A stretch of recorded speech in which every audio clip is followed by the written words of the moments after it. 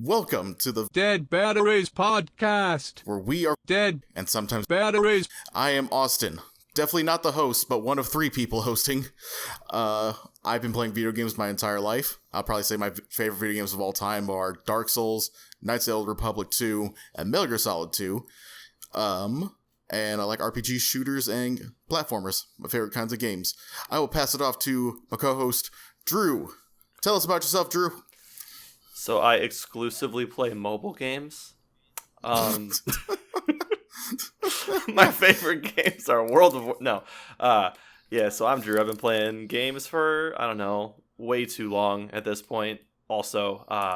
And I think as far as what Austin plays, I think we offer quite a differing degree, because I play a lot of like MMOs and JRPGs and stuff like that. I've been playing a lot of WoW, and I have sat down and started Persona, but I can't say I put too much time into it. But that's me for now. Erin.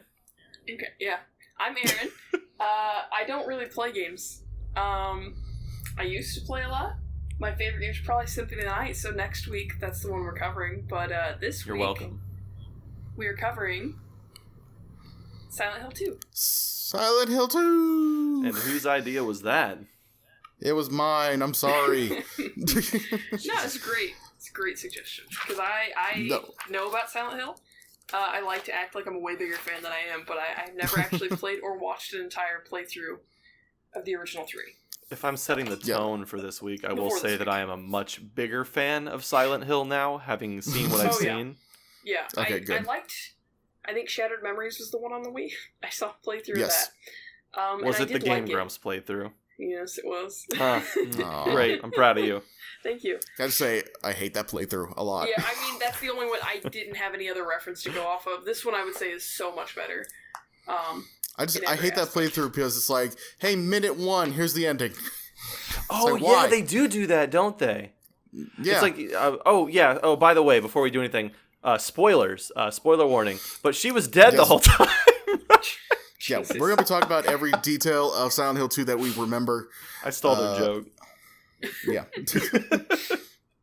No, that was fucking stupid, though.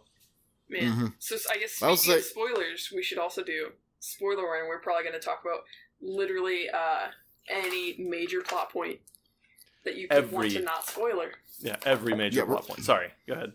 We're going to spoil at least Silent Hill 2, possibly Silent Hill 1 a bit. Just as kind of like a background context. And just a little note about our little podcast. We're just 3 friends, and we decided to do a podcast. We're kind of dumb, and we like to talk a lot, so I mean, we're going to have fun. We like to talk a lot, followed by 4 seconds of dead air. Listen, man, that's your job. You got to fix that. Okay. That's why you get the 40%. Editing. So you want to just dump into like some of the questions then? Sure. Well, synopsis, yeah? We should probably go So here, Silent Hill 2. It starts off with a man named James Sunderland. He opens the game by saying that he got a letter from his wife, who was dead, saying, come to Silent Hill and our special place. And he's like, but that's odd. My wife would be dead. So what the fuck? And she has been dead for 3 years, according to James. So he's like, this is very odd. So he goes to Silent Hill and meets a wide cast of characters, wide cast of monsters, ghoulish puzzles that are sometimes very cryptic and most don't make sense, but he has a horrifying journey through this horrifying town. Did you write that? No. I was gonna say, that was pretty good. Mm-hmm. No, it's 100% off the top of my head. Look at you. I know, why? I don't know if I'd say it's a wide cast of characters. Okay, yeah. Well, that's my only criticism here. Too many whites. You know what? Fair. You're not wrong. The thing, Silent Hill not inclusive enough. No, definitely not. But the nice thing about it though is it's a fairly narrow cast, so like they can like expand and really develop the cast they have, which I really like. So you've played this game quite a few times, right, Austin? Yes, okay. I've only really played it, like, most of the time I've played it is on the HD collection. I'm sorry. Which we will talk about later. Yeah, I know. But I didn't have a working PS2 at the time of wanting to play it, and wasn't allowed to play it when it came out in 2001 because I was 8. And yes, RB. Yeah, but now I've played it again on PC with the Enhanced Edition mod, which if you have a PC, you should definitely work on getting Silent Hill 2 on the PC. Yes. I've heard that's a huge pain in the ass to install. Not very. No. There's the website. There's a video I can link you. It goes into pretty good detail about how to get set up. Oh, that's good. I'm about to check, because I definitely meant to play it. Had we had a little more time, I probably would have sat down and played through it and got a couple of the endings. But we ran out of time. No, to get like the endings, you have to do practically a whole new playthroughs. Oh yeah, no, I think one of them. No, because I think this is your last chance to run away right now before we literally start talking about the endings. I was going to say the Rebirth one. You have to have beaten the game at least once. Yeah, only once. Oh yeah, no, the dog one you have to have done it all 3 times. Or yes, the dog one, aka the best one. Yeah. Or the UFO ending also would have had to beat the main game and the sub scenarios as well. All right, before we get to the endings, let's just say, what is our general opinions of the game? Drew. So, like... General opinion. I like it a lot. Okay. Mm-hmm. What do you like about it? I mean, I feel like I'm going to give a lot of generic answers here. I do really like the characters and how they interact, especially after I watched a lot of, like, kind of like breakdown videos, breaking down a lot of the shit that I was seeing. There's so much subtext, like an obnoxious amount, to the point where I almost hate it. But, like, I don't know. I feel like it just does its best to make you, like, really uncomfortable, and I don't feel like a lot of games do that, and I really like that. Yeah, I think everything they tried to execute was done pretty well. Going into it for me, I was a little nervous because I didn't think it would hold up, and I don't think the intro is not the intro. The very first cutscene you come across with Angela, that one in the cemetery. Yeah, I was nervous. I was like, I don't think I can sit through this whole game because that one was rough. But that, the rest of the game, voice acting though, right? Yeah, but that was intentional. It was, yeah, and like as you see these characters more, it just feels right. Like it feels. I see what you're saying. Like it's a jarring first impression. It is because she's just like, oh, I didn't see you. Don't go to the Silent Hill. It's like, okay, cool, that's fine. I would say one thing that doesn't really come across very clearly is that Angela is supposed to be 17, apparently. Yeah, she looks like a 30-year-old woman. Yeah, she looks like a full-grown adult, and like her voice acting doesn't really convey that either. I think the idea behind that is like in this, hey, everybody, we're going to talk about sexual abuse. So, starting out real strong here. Victims of sexual abuse, don't they like mature faster? Isn't that kind of what they were going for there? That might have been. It makes sense that they would. And knowing her further on, it does help explain a lot of it. And I think as you play through the game or just watch through the game, it does feel a little better. Because like I watched the side-by-sides of the redubbing for the HD remaster, and it just doesn't even though oh, well, I just wanted to see, because, I mean, Troy Baker does James Sutherland. Sunderland. Yes, thank you. Right? Kiefer Sutherland. Yes, Kiefer Sutherland, yes. And I like him as a voice actor, but it just doesn't fit. And I didn't realize how much I liked the original voice acting until I listened to it. Guy Seehee? Yes. Okay. He is a very interesting case. Wait, who's Guy Seehee? He's the voice actor for James. Yeah. Okay. I mean, they went to some like extreme degrees to get the voice acting just how they wanted in this game. Yeah. Yeah, so according to behind the scenes video they shot for it, they auditioned like 50 to 60 people, and Guy Seehee's daughter was actually supposed to audition, and he kind of just auditioned as not as a goof, but just like, I'll do it since I'm here, but I'm not really going for it. But like so like he was perfect, and like they like kind of retroactively molded James around him. Huh.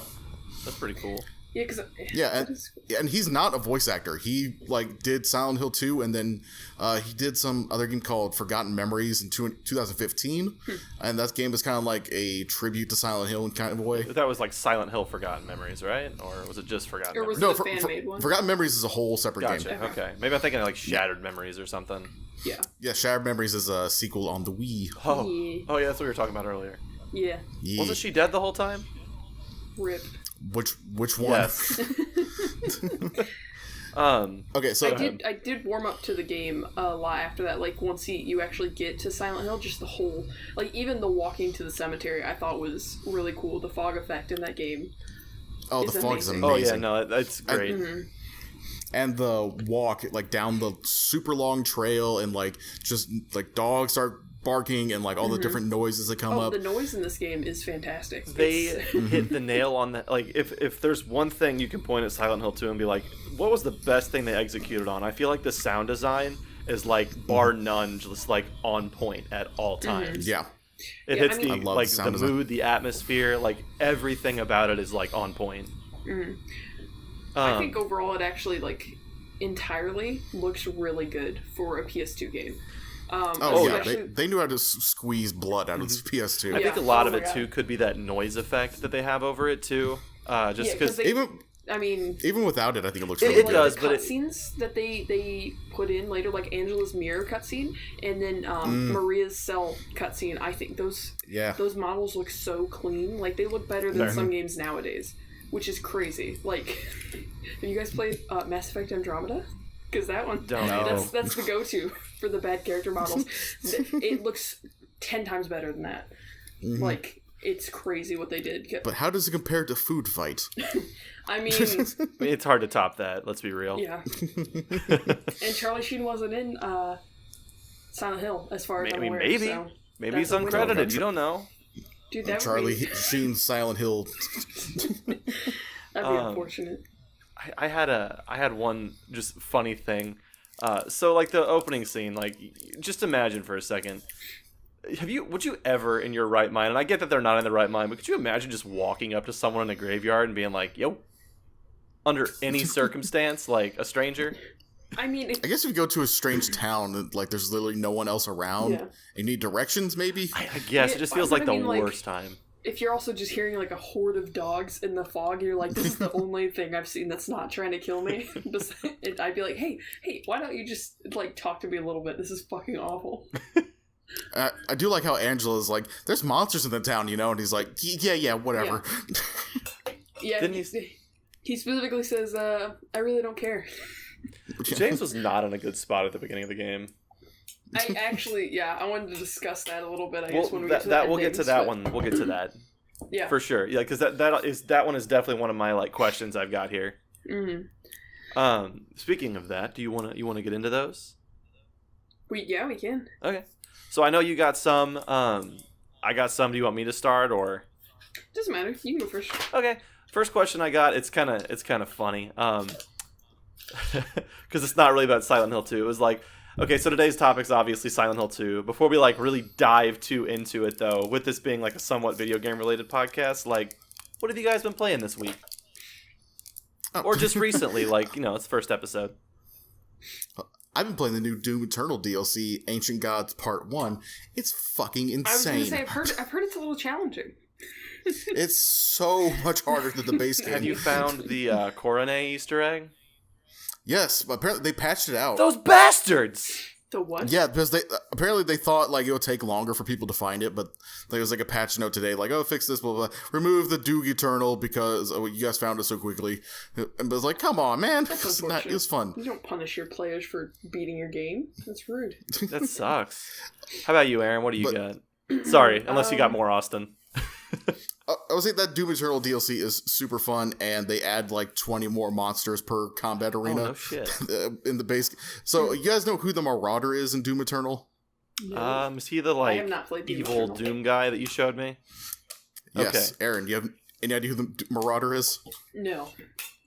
Okay, so Marauder is a guy in Doom Eternal. He's got an energy axe and a super shotgun like the player does. If you try shooting him at just random, he has a shield he'll instantly put up and block all your bullets. You have to wait for a very 1/2 second window of opportunity to shoot him, where his eyes glow green. And other than that, he's practically invincible. And people lost their shit in reviews. This guy is too hard. It's ridiculous. It's not fun. I'm docking an entire point for my review because of this guy. And this DLC is all right, they're in half of the arenas. Perfect. In one room, they just put 2 of them at the same time. That's just mean. is so fucking funny. I mean, that is good, yeah. That's what I would do if people were complaining. Be like, yeah, no, just a couple more, it's fine. They'll deal with it. Yeah, but I absolutely love the Marauder, and every time he shows up, like, oh, my boy. Oh, I didn't even get to set dinner yet, my boy. Hold on. We're doing this again. Just a moment. But if you want to fight the Marauder, Super Shotgun Ballista. Super Shotgun Ballista. Need to get Doom Eternal. Okay. Keep that in mind. It's fucking good. How about you, Aaron? What have you been up to? Not much. I started playing Stardew Valley again with Morgan. So that's pretty much what we've been doing off and on, besides school. But I'll get to that game one day. You're supposed to. Is the split screen co-op update out, or is that still coming? That's coming in 1.5. He keeps leaking stuff that he's going to do for 1.5, and I'm super stoked. So, like, I had played through the 2 years on my computer in my most recent file, and I'm like, well, if he's announced a new update, I'm not going to get any further. I got to see what he's adding, what my man's is adding, because I'm just going to restart everything. Be like, hold on a sec. Stardew Valley is a definite time vampire. It will just take all of it. I literally bought it on my PC and put 120 hours in 2 weeks. Like, Honestly, I'm impressed. Thank you. It's legit impressive. Thank you. I mean, I can't say I probably paused it at some point. I don't know if Steam will count that. The game does not. I think it's I don't know. It's a lot in game as well, but yeah, it's a real problem. But if you ever need a good game for a flight, Stardew Valley is a time destroyer. Absolutely. And I mean, I think that would be one. I think that would be super fun to cover. But that's for not spooky season. We're doing specifically spooky season games until next week. Until after next Spooktopia. week. Spooktopia. Yeah. All right. Drew, what the hell are you doing? Sorry. I've played a lot of World of Warcraft. Oh, yeah, I got the fucking Headless Horseman's mount today. Mm-hmm. So apparently this is a big deal. It's a 2% drop, my dude. Like, I've been doing this stupid event like as many times a year as I could for like the last 5 years, and I've just never got it. Everyone else I play with has it, and we'll just get on a mount, and they'll be like, oh, you get on this? I'm like, fuck you. I can't even do anything about it because it's not Halloween. And I finally got it. I never have to fight that stupid Headless Horseman again. It's just done. I'm so happy. I took time off work next week because Shadowlands was supposed to drop, and they delayed it. Oh, that's a shame. Well, now you have time to help me with my PC. This is true. Yeah, this is true. I can play games. I can actually play games. Hope so. I mean, you still need to change a few things in it, but we'll get you. We'll get you going. Mm-hmm. Hopefully. So that was the first one. Do you have any questions or anything? Because I got questions. Okay, mine are more pertaining to like as we go through the story. I gotcha. Okay. Just certain things. Mine will eventually get us going into the story if you just want me to keep trucking along. Sure. So what we could do is like I'll just like go through like the story as it happens. Like we go through the cemetery, then you go to the apartments, then you go blah blah blah, and then we talk about it as it goes. Or do you want to just jump into questions? I think we should do them as they make sense. Then I like that. Yeah. I like if we do that, my next question, I feel like it's a good one, and we've kind of already touched on it. But so like, this game has a hell of a legacy. Obviously, like, there's no way you're going to avoid everything going into it for sure. Like at this point, but going into this, before you saw anything, what were your initial what was your gut reaction? Obviously, Austin, like being fresh with it, but this is more to me and Erin. Like, what did you think going into it? I knew it had a lot to live up to. I really wasn't sure though. I like I said earlier with it being that opening scene, I was a little skeptical at first. Mm-hmm. But I was holding out for a good story, basically. That's what I was hoping for. I didn't think it would hold up graphically or anything, which it actually surprised me a lot. But yeah, pretty much I had medium expectations, but I had hoped it would be good. Fair enough. How about you, Austin? Well, it's just one of those games like you see on like some whatever YouTube list or like Game of the Year list. Like, these are the best survival horror games of all time. Mm-hmm. So I knew about it from there, and then when I bought the HD collection like 2013, 12, whenever it came out, I was like, this is one of the games I want to check out. Have my catalog of information. And then when I played it, I was like, holy shit, this is dark, spooky, and it's just, I would say, like, coming at it from like even then, like modern gaming, like tropes and conventions, it's a little hard to get adjusted to because you guys didn't play. You guys watched the Let's Play or long play. That was actually my next question. So it's playing it like from a modern perspective, like certain things just like nowadays, like items to pick up have like usually like a light around or they like glow or some kind of way. Silent Hill 2 and like pretty much 1 through whatever, they don't have any kind of indicator of items except your main character will like tilt their head to look at it. I love that. I think it's so good and immersive. Like I'm so glad they didn't light up the items and he's just like looking at stuff and you're like, oh fuck, I missed it. And you gotta go back and grab it and it's such a cool, subtle way to do it. It is a really cool way, like. But if you don't really know to look for that, my first playthrough, I was missing shit all over. That was my thing. Like, the game is immersive, but like I feel like with the seemingly random nature of several of the items, like you're probably gonna miss stuff, and like that creepy exploration can turn real fast to just being kind of frustrated because you're looking for some random MacGuffin and you don't even know what the hell you're looking for. That's what I tossed up between because I was like, if you already explore things, like if I were playing it, a normal game that's not scary, I would go through every room systematically and check it. Like I would, because that's how I loot dungeons and whatnot. But if I missed it, I would be pissed.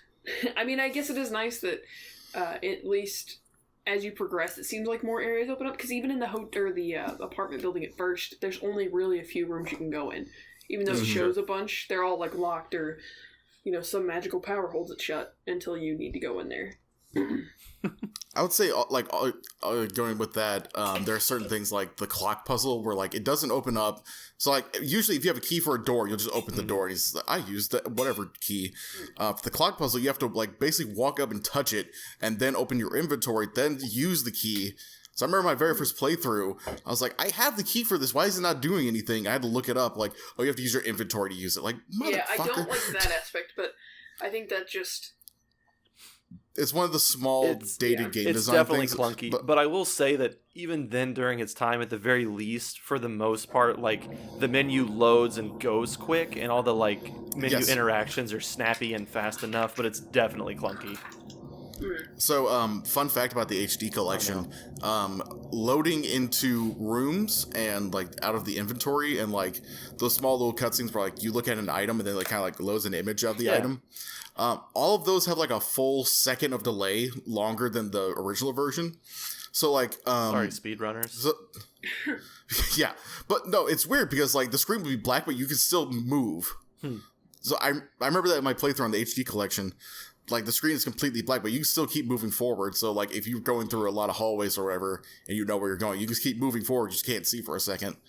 But, like, certain things like, the little scene that plays when you get the can opener and the light bulbs in the can, that's completely gone now because of that. Light bulbs in the fucking can, dude.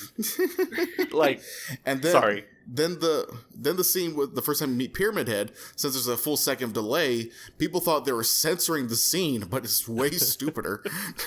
Real quick then, because you bridged me into what I was thinking going into the game. Going into this, I had hilariously low expectations. I've always been kind of the thought that this game's like, oh, walk into this room and peel back the wallpaper so you can get this fucking rubber duck so you can go drain the bathtub and I was just like completely... There's like maybe 2 semi-cryptic puzzles, but the rest of it's like fine. I was definitely just... I think I just got it exaggerated somehow in my head. Well, I'd say the puzzle solutions themselves are not too exaggerated, but it's like the items you use. Definitely the items. Yeah, the like fucking the light bulbs in the can. Why were there light bulbs in a you can? You get a can opener, you go open a can. It doesn't matter what's in the can. Oh my god. No, my favorite in the game is where you use like 7 keys on one box and get one strand of Oh my hair. god, that made me so mad. Fuck that. Or the fucking garbage chute at the very beginning with the goddamn you have to know to put is it orange juice? Like full case of orange juice in the that's another like I had to look up a walkthrough of my first playthrough. Like I have to do fucking what? How about that thinner on the picture? Yes, would just wipe that away. would make sense to me at least. It makes sense, but you don't wipe away the rest of the fucking photo. It's all ink. Look, but no, yeah. So I think all of us. I think I probably had the lowest expectations going in. But I definitely love it. It's probably one of my favorite games of all time. I've definitely I can see grown why. to appreciate it a lot more since all this started. I'm just trying to like go down my list of questions here. I guess that like the next one's basically just like we've touched on it, but like how did you this past time we've obviously all kind of taken a crash course on it. What did you do? Did you play it? Did you watch it? Austin, go. I played and watched it. I've been gunning through the enhanced edition on PC. You overachiever. I didn't have enough time. I've been meaning to play it for a long time, but I didn't have time to finish the whole thing. So I kind of browsed up through. There's a series on YouTube called Twin Perfect, or a channel called Twin Perfect. They did a whole series on Silent Hill. They've kind of gone down the hill in like terms of content and like weirdness. They've gone down the Silent Hill. Yes. And also the Super Best Friends Let's Play. I watched some of that too to get a quick refresher. And then there's I'm sorry. Beautiful Zaibatsu. And then there's a like 30-minute behind the scenes video produced by, I think it's by Konami. It looked pretty official. And I watched that again. And that video is just great. I love it. I like, watched pieces those guys of that one. I talking never about actually finished that one though because I suck. It's great. Like it shows like the monster designer like Masahiro Ito, and he's like here's how I drew the monsters, and here's what my thinking process was, and here's the drugs like Kira Yamaoka. Here the nightmares I have. Kira Yamaoka, the guy who does the sound and music, like he did 100 different footstep noises to make sure it's like everything's different, and his weird sense of playing music to make the soundtrack. I love that game. I just love it. Erin, what'd you do? I watched the Super Best Friends play, and then I don't know the rest of the people I watched, but How dare you? I know I did watch a few breakdowns of the different endings that you could get, and then somebody analyzed the whole game, and I took notes while I was listening to that. So. Was it like a 45-minute video? Because I think I watched that one too. Probably did. It was that one. Go ahead, sorry. No, you're good. I was just going to say, it probably was that... Did you sneeze? I did. Oh, sorry. I moved the mic away to not to it. I'm leaving it on mic. Fuck you. I watched... It's pretty impressive because I moved it like across the whole thing. I watched a long play. I think it was like BT Horror or something like that. And it's fine. I liked it because he played it the way I would have played it, except he obviously knew where everything was. And then I went through and I watched a few breakdown videos. Like Super Eye Patch Wolf has a pretty good video on like why you should play Silent Hill. Oh yeah, yep, I watched that. Oh, why you should play Silent Hill? Yeah, so I watched that. There were a couple breakdown videos that I suck and I can't remember the name of too, but that's also what I did. Yeah, so with the I think that's actually I would have liked to experience this one firsthand, but I mean I didn't have a way to play it and time, but I think that affected my experience a little bit because they knew exactly where everything was, like what was going to happen and everything. Like he's like guiding you to the scare. She's like, and if you look here, this is when something pops up and like watch out. And it was just like, I think playing it myself would have definitely been more scary. Can I talk about one of the scares that got me in the playthrough I watched? Absolutely. So it's I don't remember what the room it is. It's like the dark room with the gallows in the middle. Mm-hmm. I was talking to in the prison. Yeah, I was talking to Austin about this one. It's like there's like a point where you put in like 3 slabs. It's like the slab of the oppressed, the seductress, and the glutton. The glutton. Mm-hmm. And as soon as you put the third one in, and like I guess you hit OK, there's just like a really loud like dying scream, and it legit scared the shit out of me. Dude, one of my favorite jump scares is like in a room like basically down the hall from that. Was it the bathroom one you showed me? Yes, the bathroom one. That is such a well-timed one. It is. It's so good, and it's like decently subtle too. Mm-hmm. Yeah, there's a very similar one in Silent Hill 1 where like there's like a bunch of lockers in the school, and like as you're walking by, like one very slowly opens up. It's got blood in it. It's like, eh. Then you take it one step forward, and like a cat jumps up another one. It's really loud. Jesus Christ. Yeah, the scares are really well done in this game. Mm-hmm. Like, and they're not like too in your face either. Sorry, go ahead. No, that first appearance of Pyramid Head is terrifying. Oh, it's so good. Wait, do you mean the little cutscene or the one that he's standing on the other side of the bars? The hallway scene and where he's just glowing red. Yeah, and you're like, what the fuck is that? God damn it, Aaron. I'm sorry. It's actually my phone. Oh, gotcha. No, I'm just kidding. That was mine. I'll mark it. That introduction to Pyramid Head was spot. Let's go to the story. We'll get to that actually. How about you're in the graveyard? Yes. Okay, in the graveyard, you talk to Angela. Mm-hmm. She's a weirdo, and she's like, "I'm looking for my mama." Mom, and you're like, "Something's off about that. I'm gonna leave that alone."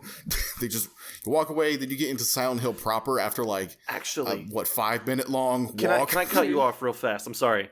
We did not talk about the gas station part. Not the gas station, like the convenience store where he's looking in the mirror at the very beginning of the game. Oh, we kind of glossed over it. Open. I feel like some important shit does happen there. Well, I said he talks about letter from his wife, and he does the weird look hand over his face thing. Is there anything else? The van. There's van? A van. As you walk down the stairs, there's a van, and when you get into Silent Hill proper, the van is still there. It followed you into town. It's just the same model. It was just something I noticed when I was watching it. I wonder if that's significant. It wasn't. I saw it 4 more times. Have you heard the dumb theory that Mary's body is in the trunk of James's car? I honestly would believe that. I was watching the episode of Boundary Break where he was like, "Hey, look, it's not." But I've seen the theory. It's weird because a lot of people have taken that theory as law and they think it's a legit thing. But it kind of makes sense though if you look at the ending, my favorite ending, which we can talk about later. We'll get to the in water ending, it kind of makes sense that her body's in the trunk, and I'm like, you know what? I'm gonna disagree with you on that one, but we'll get to that. He carries her body out, bro, and then he. Okay, all right, fine. Okay, so after we get into Silent Hill proper, you see it's foggy as fuck. You start walking around, you see a weird blood trail, and then you see the outline of the very first enemy, which is called the Lying Figure, which has the fucking creepiest walk and design. Is that the one that when you shoot it, if it doesn't die, it'll just fucking crawl 1,000 miles an hour? Like a little it crawls like a centipede God, or something. I hate that. It is really well designed. It looks like someone struggling in a straitjacket. Mm-hmm. Yes, exactly. And then James follows it. You find it next to a radio.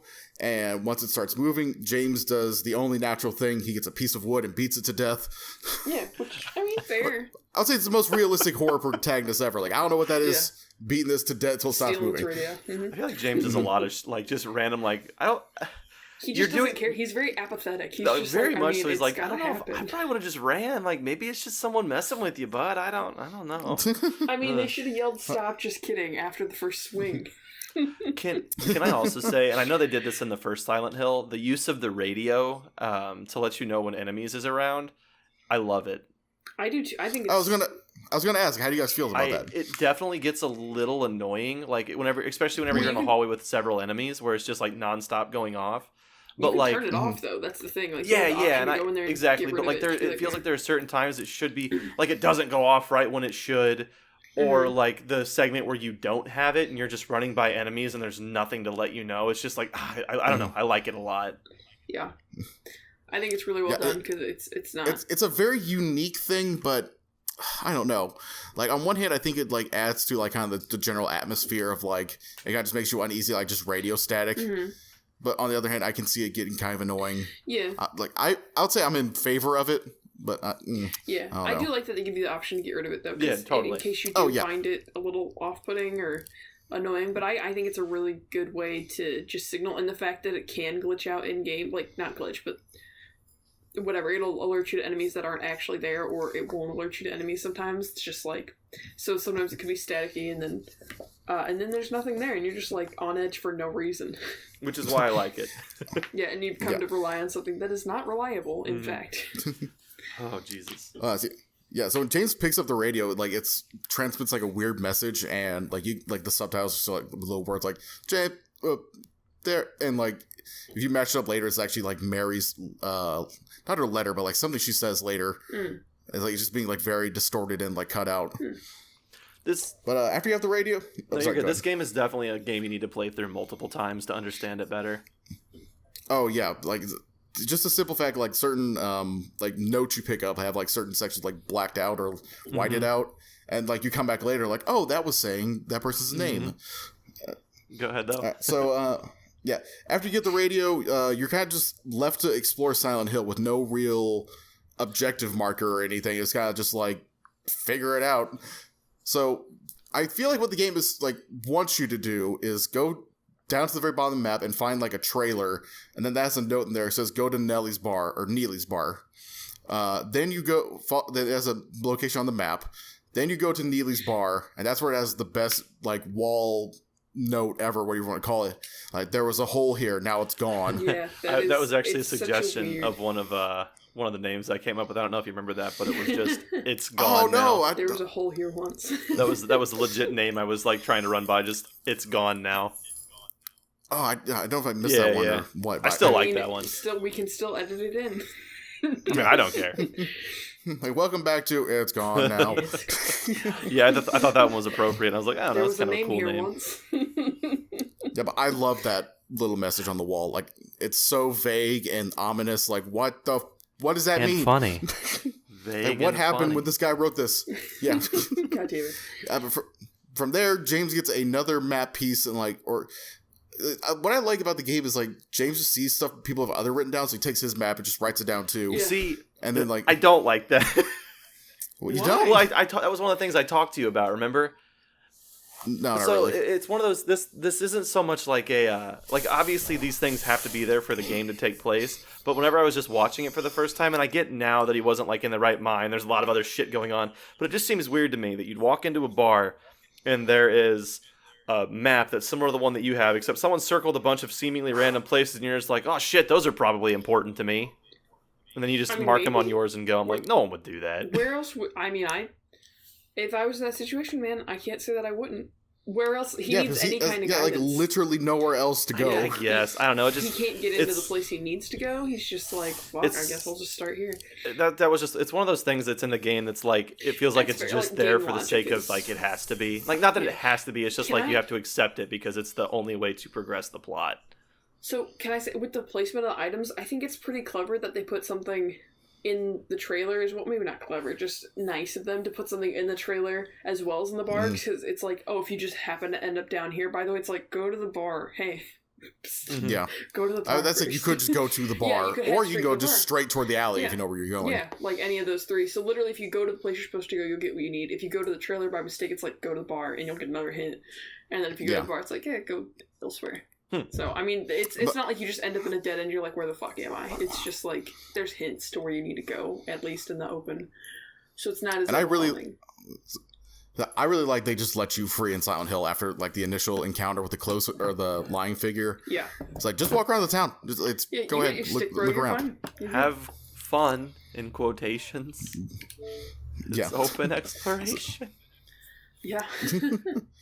Alright, so after Neely's bar, James goes to a circled location on his map, finds a dead guy, which I don't know if you guys picked up on it, but like one of the subtle things is a lot of the dead bodies in games are actually just James's 3D model, just with like blood and stuff covered over. I did not notice that until you said that.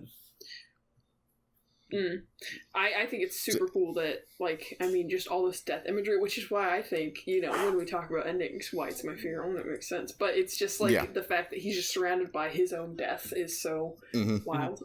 Then he gets the apartment keys, then he goes to the Woodland Apartments? I forgot what their name. Sure.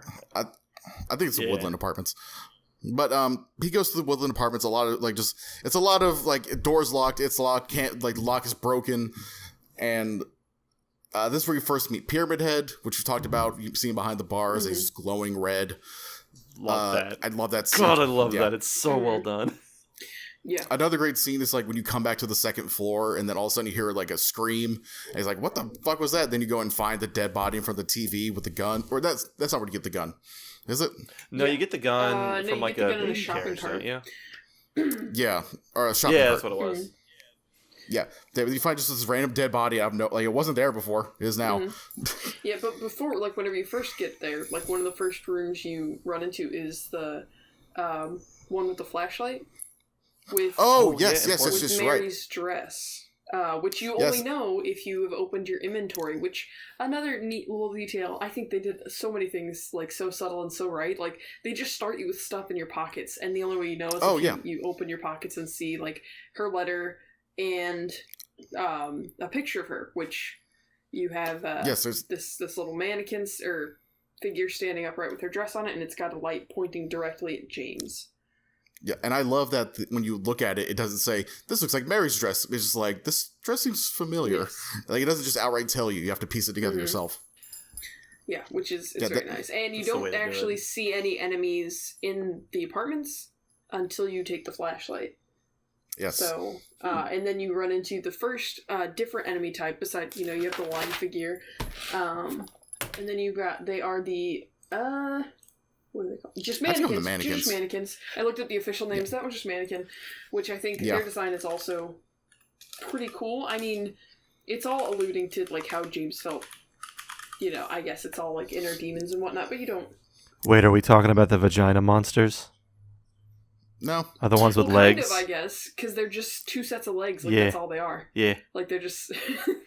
That's all they are. I would say of all the monsters in the game, the mannequin is probably my least favorite because it's somewhat basic, but it's still a cool design. Is it just like the leg thing? Yeah, it's just two sets of mannequin legs. Yeah, I just call it the vagina monster. Like, isn't that just supposed to represent like his like repressed sexual like needs or something like that? I think that's part of it for sure. Yeah. Yeah. So all the monsters in the game are like basically based off of James or other characters' psyches and their mental issues. Dude, I'll tell you one thing is whenever I think it's in the apartments when you walk in and Pyramid Head is just going to town on one of those things. I just am like, I don't like this. He's going to town on tour. Yeah, no, like I'm just like this. Everything about this is uncomfortable. Yeah. And the thing is, if you actually look at it closely, he's not really doing anything. They didn't animate his dick or anything, obviously. No. But the implication and the part where he stops whatever he's doing and walks towards the camera and then puts a hand on his head and the other hand in the air, that always makes me uneasy because I never know what the fuck he's doing. Oh, that's why he's doing it. Yeah. And then James just starts shooting him. He just leaves. That and the fucker hid in the closet with his goddamn flashlight on. Of course Pyramid Head knew there's a freaking light emanating from the closet. Yeah. And I do think it's interesting that setup, I guess, because Pyramid Head later, I guess you could interpret him as James's guilt. Yeah. Pyramid Head, I feel like he's a weird surrogate for James in a lot of cases. Yeah, right? Well, I mean, all the monsters it's James's want to be punished for his guilt. Yeah. Because he feels like he needs to be punished in some way for what he's done. So I mean, it makes sense kind of that Pyramid Head is attacking the monsters, basically, the mannequins that are just James's sexual desire. But I don't know. I think that's everything in this game is symbolic, super cool. And I think that's probably why they made so few monsters. It's because everything's got to have a reason. You can't just have a weird little. This game is so heavy-handed on the symbolism. Oh my god. Mm-hmm. Yeah. The apartments is also where you meet Laura, where you're about to grab a key and she just kicks it for no goddamn reason. I feel like you're supposed to like Laura. I never liked her through the entire game. I didn't either. I got some questions about Laura. We could always go back over the uncertainties later, I guess, after we go through everything. But I don't even get why she's there. How is she there? Is more so my main concern with her. That's the thing. Her whole appearance is somewhat vague. Yeah, I don't get it. I don't know. Again, I guess we can cover that later. Yeah, that's one that I was kind of lost on too, because there's I guess for lack of a better word, there's two Silent Hills, right? There's Silent Hill, the actual vacation destination, and then there's Silent Hill, the fucking psychological acid trip. Okay, so there's not. I mean, do you mean physically there are two separate ones? They're in the same place. I guess metaphorically, right? Well, there's old Silent Hill. Yes, okay. Because some people get it confused, saying because in Silent Hill 1, he calls the kind of dark world the other world, but it's not really a whole separate dimension. Mm-hmm. It's the current one just being manipulated in weird ways. Cat is right outside my door, meowing like an asshole.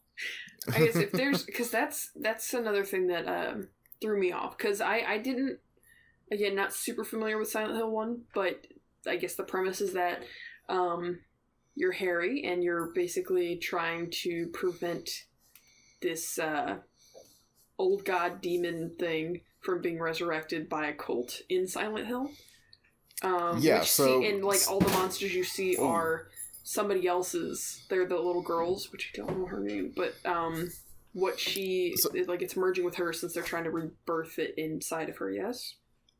So Silent Hill 1, there's the cult. Later on, through a mistranslation, people start calling them the Order, but officially their name is just the cult.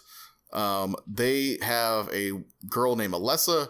As a child, she's like very psychically powered, but the town itself has some inherent psychic abilities because it's built on an Indian graveyard or some shit like that.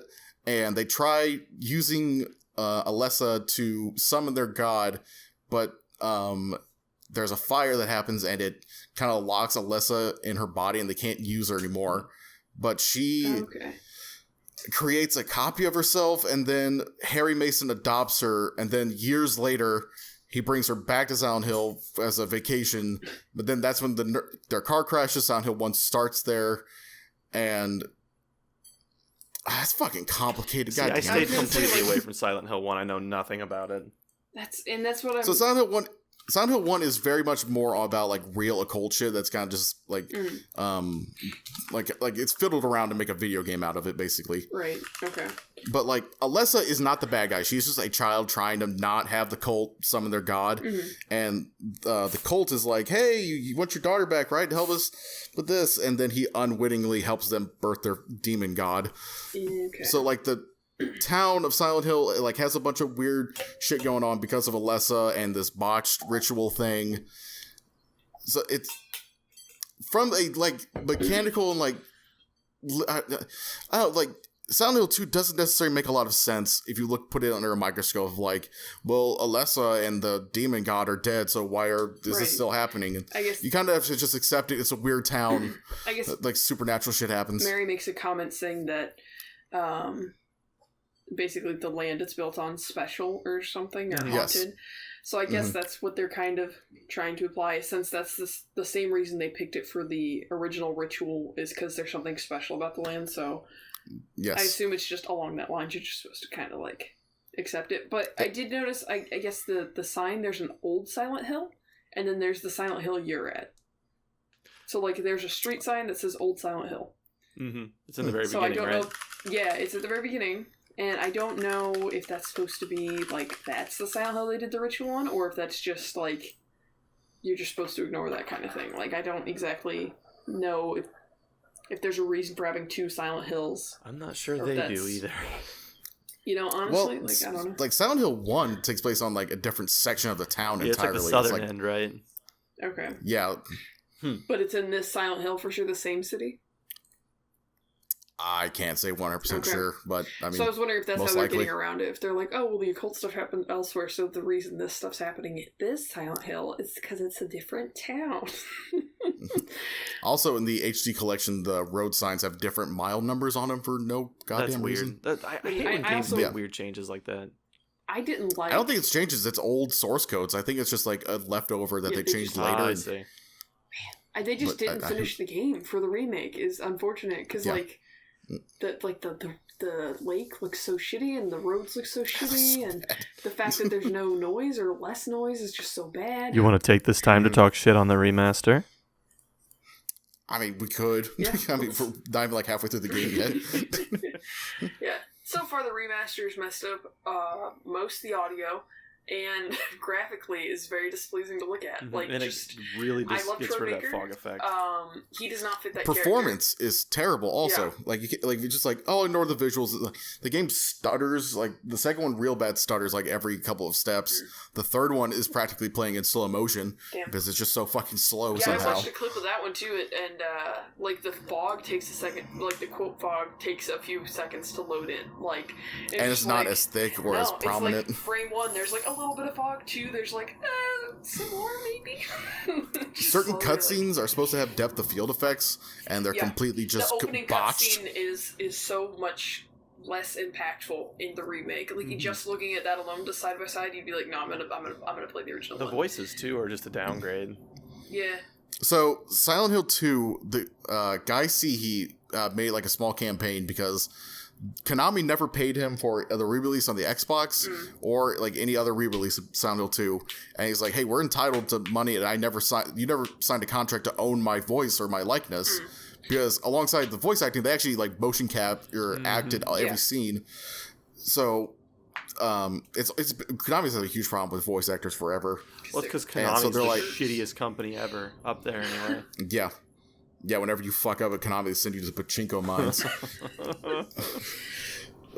So he was like, hey, what the fuck's the deal? Well, if you're going to make another re-release, you should, pay us.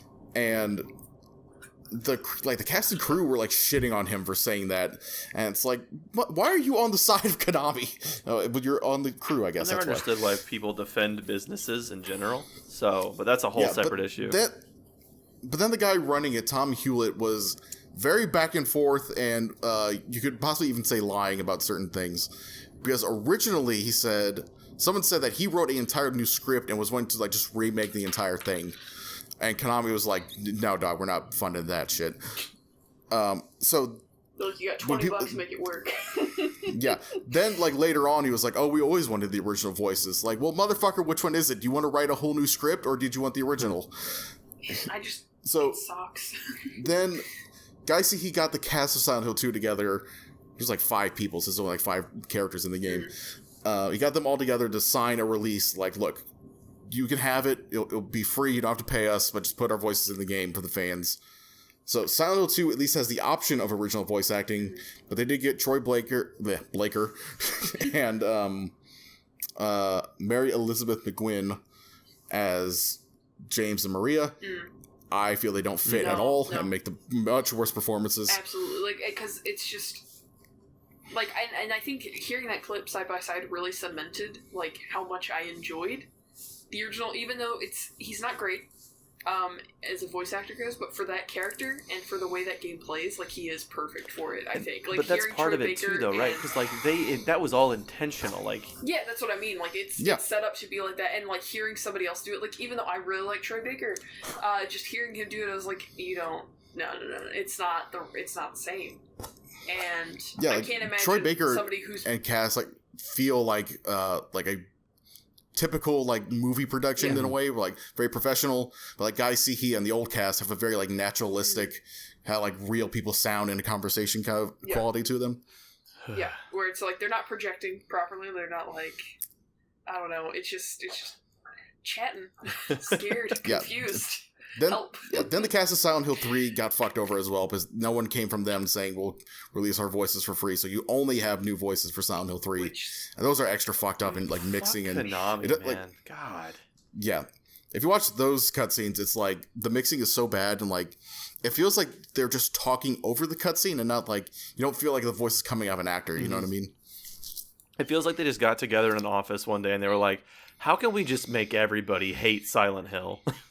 Like, and it's so weird. How can we just make it worse on almost every front? It's still so loved, and like the remakes were botched. The new games are not great, and then the movies are also terrible. And everybody's like, you know what? These 2 to 3, like the first 2 or 3 games, have carried the series so far, and they can't even respect them properly. Nope, not at all. Like, but guys, good news: Silent Hill 4 is on GOG. Hey, I'm gonna go get some bleach. I need a drink. Silent Hill 4 is definitely the black sheep of the series. Is that the That HD collection took longer to make than the actual fucking Silent Hill 2. It's ridiculous. That's fucked. They could have literally just ported it properly. Been like, look, we're just gonna like put the game on the PS3. You guys. There's already a completely working PC version. You just have to do that. They could have just make ported it and up-resed it to 1080p. Called it a fucking day. Yeah, exactly. People would have been all over it. Oh well. Fuck you. Meanwhile, Capcom is doing like from the ground remakes of Resident Evil 2 and 3. Yeah, they're setting the bar like so high. Even Activision's remaking Crash Bandicoot and Spyro. I'm not gonna give Capcom too much credit, but yeah, no, you're right. The Resident Evil remake's really good. Yeah, I mean, they just need like just give it a go, Konami. Like, let's see what happens. I bet you it would sell. I bet just do the first one. You're making too much money on pachinko. I don't think they actually are. I think they're I don't know what last a few I months heard, ago, but I think Japan passed a big like anti-gambling law, and I think that probably hit them really hard. It's pretty weird, to rest all your laurels on that in the first place. But I digress. yes, we have to digress very hard. So you're in the apartment. So I guess, yes, the apartment, you go through the whole thing, like unlocking doors, picking up keys, like a ton of doors are just locked and there's nothing to do with them. Towards the end of that's probably like a source of early frustration. We're like, all right, door locked. Yeah. And so like 3 doors actually do anything with. Well, I know there's one door specifically that it says like there's a magical force that's keeping it shut, but you have to make sure you go and talk to Eddie first. Which is, I guess, the first... yeah, that's because they want you to, see him. Which is the second character you make up. That would have been nicer, but, yeah. Oh, yeah, you also meet Eddie. You, like, go down to the first floor past the pool, and Eddie is vomiting near a corpse, and I think the very first thing he says is, like, I didn't do it. Yeah. That's exactly what he says. Yeah. Super believable. So here's a weird question for you. Did Eddie actually kill that guy? Absolutely. You think so? Yes. I think yes. I don't know. I don't think he did. You don't think so? Nope. What you got? I don't know. I don't What's really. Your evidence? It's been a minute. Like Guilty this, I watched that at the beginning of the week, so I probably need to go back and rewatch it. But like, I don't know. I just, for whatever reason in my head, I'm like, I don't think he killed that guy. I think he just walked in. I feel like it's the city just fucking with him somehow or something. I don't know. But he probably did. Look but I'm how just easy it is to that. kill somebody, Eddie. Like, what if you just killed somebody just like we just killed somebody in front of you? And he's like, no, I didn't kill that one. And then he just slowly warped into like, no, it's easy to kill. That's what they said. It's easy to kill. You think it's something like that? Maybe. The only thing... Yeah, I guess. I mean, that's the only other option is that the city's, like, the Silent Hill is trying to break him. And they're showing him how easy it is to kill, so he leans into that, and then he becomes, the killer. But that's not really how, like, the town usually works. I was gonna say, because he shot somebody before going to Silent Hill. But he didn't kill them. Yes. He killed a dog. He did kill a dog, but he did not kill a human. I mean, also, we gotta talk about that in the dog ending. I have theory. Okay. Oh, shit. So you find theory. Eddie. He seems sus. You can't vote him out, though. He's definitely sus. Yeah, absolutely. Definitely did it, for sure. Yeah, as of right now, on the list. But after progressing through the apartments, you find Pyramid Head again doing something suspicious to a lying figure, and you have your first little boss fight with him. What you guys think of that? Oh yeah, because that's where the siren came into play. Yeah, that one. Yes. Okay. Mm-hmm. It is really cool. Like I do like the idea that James absolutely cannot do anything about it. He's just like... Yes, I like that a lot. He's just fucked. And I appreciate it because it's just like waiting out. You're like, I don't know what to do. I can't go downstairs. There's water. The door's locked. I'm just going to keep running around. And then eventually it's just like siren blares and he leaves immediately. Yeah, your only real option is either hit him or shoot him enough time to like speed up the boss fight, but like you can't down him or anything. Yeah, no, he's just constantly coming after you. I'm pretty neutral with that. Until he's not. I think it's cool. I mean, I like that is because the Pyramid Head was first in Silent Hill 2, right? Yes, it's his very first appearance. Which I'm a little confused about him in general, but that's, whatever. I think he's only supposed to be in Silent Hill 2. Anything past that's just extra bullshit they're trying to capitalize. So the thing is, there's memos that talk about people seeing... the Red Devil. Yeah, the Red Devil is what they call him. And I'm like, well, that means he is some sort of, like, generic guilty monster and that appears to people. So I'm like... So... I've heard that read as like that's a way of introducing Pyramid Head, like the idea to the player, right, or something like that. But like from everything I've seen, it's 100% to James. It's not supposed to be like for everybody. I like the idea I like the idea that everybody sees their own unique demons.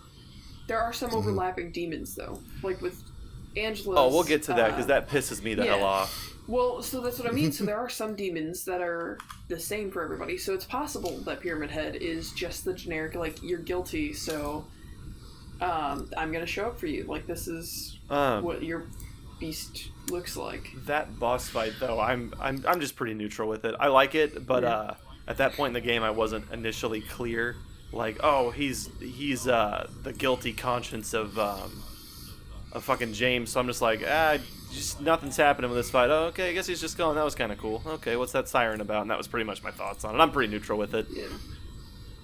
What do you guys think of Pyramid Head's general Love design? Mm-hmm. Yeah, it's pretty fucking great. So fantastic. Yeah. So the monster designer Masahiro Ito said, like, the pyramid is not a helmet; it's actually just his head. Which, because I think in the one scene where he looks at you in the closet, isn't he like feeling his face, like as he's walking up to you? Like, I don't know. So. I could have swore that was part of the cutscene, and I just was thinking about it. I was like, because that's kind of how James feels his face in the mirror. Because I swear that was a clip. I don't know if that was actually, because like, so he's looking at Pyramid Head and the hand is in his face and then he shoots at it. But I might be rethinking that scene wrong. But I could try to find it, I guess. I could do some like work on my own. So I posted 2 images of Pyramid Head. One is from Silent Hill 2. One is from Silent Hill Homecoming, where they brought him back. And they redesigned him. I am not a fan of the second design. No, it's less imposing. It's just like, it looks more like a helmet. I don't know. It just looks. I will say I do like both designs, but the second design's definitely a downgrade. It is definitely less imposing somehow. It feels more generic and like westernized in a way. Like, oh, he's so tough and like 9 feet tall and spiky. He's edgier. I totally agree. Well, like the original Pyramid Head has like a layer of like mystery or like what the fuck even is this thing? I was just literally just going to say like a layer of what in the fuck is anything. Yeah, I feel like that's what the original Silent Hills did best. Like, I'm looking at this thing very clearly, no idea what it is. It's just a dude with the fucking metal pyramid head. Like, what do you want? Yeah. Yeah, and the first one, like, I don't know, like, maybe it's also because he doesn't have a sword in the bottom picture that could also... The sword is so important. His sword in Homecoming is thinner, longer, it's got, like, notches close to the base. Like I said, not a fan. It's goddamn revisionist history. You know what it is? The second design? It feels over-designed, right? Does that make sense? Because, like, the first one was the not really the trial run, but it was, like, his initial introduction. And the second one, it feels like they're saying, oh, we can do better. And it's just, like, it's not. It's not better. Like, you It's also... It's basically 1-to-1 from the movie, too. Like I said, I still like the design. Had I seen this one, like the movie design first, I probably would have been like, oh no, that's pretty sick. But like the original one's definitely the net winner here. For sure. Yeah, I was gonna say, basically he reaches up and grabs his mask, kinda, and that's, I don't know. Yeah, I looked it up too, okay, yeah. I guess I don't understand this. I'm kind of terrible at this. There we go. So, we're in the apartment. You just saw Pyramid Head potentially assault a mannequin. Or hiding in the closet. Well, now after that, you basically just leave. Like, after that, it's kind of just more key hunting and leaving. Yeah, just get out of Silent Hill, go back to your car, go home. Just out of curiosity, what happens if you do that? If you go back to your car? No, like, I guess you can do that or whatever in the game, but like, say in general, James was like, nah, dude, my wife's fucking dead. Like, this is some spam mail. Like, I'm out. Well, I guess the game doesn't happen then. Yeah, I was gonna say, I don't really think he'd be burdened by guilt, you know, if he could just be like, yeah, I'm good, like, wipe my hands on it. Well, there's also something to be said about the letter in general that he receives. Quote, receives. Yes, I like that detail about the letter, but we'll get to that later. Mm-hmm. All right, so then after the apartments, you have another run-in with Laura. She talks about how she has a letter from Mary, thoroughly confusing the fuck out of the player. Mm-hmm. Then you go to the park near the lake. You find Maria for the first time. Oh, wait, no, sorry, I forgot. In the apartments, you run in with Angela again. That's where she's looking at the mirror. Yeah, she has the knife. I actually, that's the first really good cutscene, I think. Because, like, Eddie's got one, and Eddie looks good, but, like, that one, the amount of detail on her face and everything, and she's just staring at the mirror, and she's back and forth. You could, I don't know. It's so good. It's like, the so well done. You know exactly what she's feeling. Mm-hmm. Mm-hmm. Yeah, and good. Oh, I don't know. I was just going to say it looks really good. Oh, I was just... Yeah, anyway. Yeah. Anyway, go on. So, my first playthrough, I got her knife, and I looked at it, and I was like, this is not a weapon. Like, what? It's a knife. I want to use this. Yeah, that is a really And know what ending you got. Yeah. Yeah, so certain items in the game affect the ending, and they don't tell you that, obviously. And so I was playing the game one time, and my brother came by, and I was like, look at this, I found a knife, and I looked at or expected it like 9 times in a row. Oh, shit. Well. So it very much swung my ending one way. Yeah. Yeah, you done goofed on that one. I do. Yeah. I love and hate the system they have, but I definitely lean more towards really liking it. Yeah. Yes, I was gonna say for sure. it's pretty clean, and like it does make sense to an extent. Oh, it does. If you're it does. if you're really into Mhm. exploring and stuff and getting all the details, you're probably gonna get the less good ending. The just your first time through, just because like you're like, oh, I want to look at everything. Yeah, I'm gonna obviously. I think like, most people are Mary, probably like, going to get what... the in-water ending first. Yeah, but Either that or that. Well, we'll get to it. Yeah. Yeah. Yeah, so now we're at the park. We've met Maria, and James is like, wow, this is weird. You look exactly like my dead wife. And the creative director actually pointed out, like, they use, like, the same polygon model or, like, face structure for Mary and Marie. So, like, you can line them up, and they, like, line up one-to-one, basically. And Maria's like, no, I'm Maria, bitch. Yeah. And it's the same voice actress, and I think she does a really good job, like, of playing both separating the two. Because when you hear Mary talk about or read the letter, which I think I didn't watch the remake far enough to see Maria, but I'm gonna assume I'm just like talking out my ass here. She didn't do as well separating the two. No, not at all. Because the great thing about Maria is that she actively fucks with the player all the time. And it's another thing. I feel like the game wants you to like her, but I never really did like her. I mean, I was more or less fine with her. Yeah, I never knew how to fake, feel about right? Maria. There's got to be like a trick, right? I think that was more my take. I was like, well, she's not really there in my mind. I was like, she's not really like somebody you should care about. So what's her catch? She's basically just a random Silent Hill monster, isn't she? Like, really? Yeah. Essentially, yeah. Created by Silent Hill to torment James even further. But you can tap that shit. That's true. Well, actually, I don't think he gets. I don't know if you can call it to actively fuck with him though. Like, well, she might just be an asshole. Based on her ending, I think that's 100% like just to put him through hell even longer. I think that's what it's there for. I think the idea is that it's like a fleeting moment of happiness, but ultimately the cycle repeats. Mm-hmm. I feel like Silent Hill isn't like what is the word, like aggressive, or it's kind of like melancholy, but it's like it just takes James's feel or whoever's feelings and emotions and like makes them manifest in certain ways. So like everything he wanted in Mary shows up as Maria. Like she's hot and sexy, wants to fuck him like immediately. Yeah, and I mean I think that's part of the guilt too, right? Like they crafted it based on the fact that like they have all these monsters around the same thing, but he just wants somebody to fuck, and he can't fuck Mary because she's sick. But a healthy Mary could fuck, you know. So I think it's just I don't know. Why isn't that the podcast name? A Healthy Mary Can Fuck. You know, we have time. It's gone now. Damn it! I'm still down to switch it to that. That's still such. I think it's such a cool name. It is, yeah. If it's not, you know, it's not taken. I already looked. Oh well, shit. You know what? There you go. Just dub it in, Drew. Just be like, I won't even dub it in. I will literally just swap it to. It's it's fine. I have a cool logo idea for that one. Then it's a lot easier to work with. Is that? It's gone now. Yeah. The best. Don't worry about it. You want to know the best part about it? No. Yeah. What's up? The acronym is IGN. We're video game journalists now, motherfuckers. We're terrible at video games. Oh, hey, didn't that you were talking about that with Doom earlier? It's like I was gonna say, is it like a review hard or is it? I don't know. Fuck it. I don't even know where we leave off. All right, so met Maria. She's fucking with us all the time.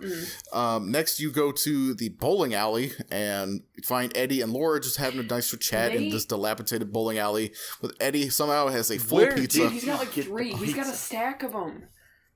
What is it? He's got so many. He's got like a stack of fresh pizzas, and I don't I'm like pretty jealous. I think I wonder if they're like ghost pizza, where like he eats them but he doesn't get full from it. You know what I mean? Dude, that's normal pizza. You want to take a second just to like, okay, because what we were saying earlier, Silent Hill's like, I think that it makes unique monsters and situations for everybody. But like, what do you think other people saw? What did Eddie see?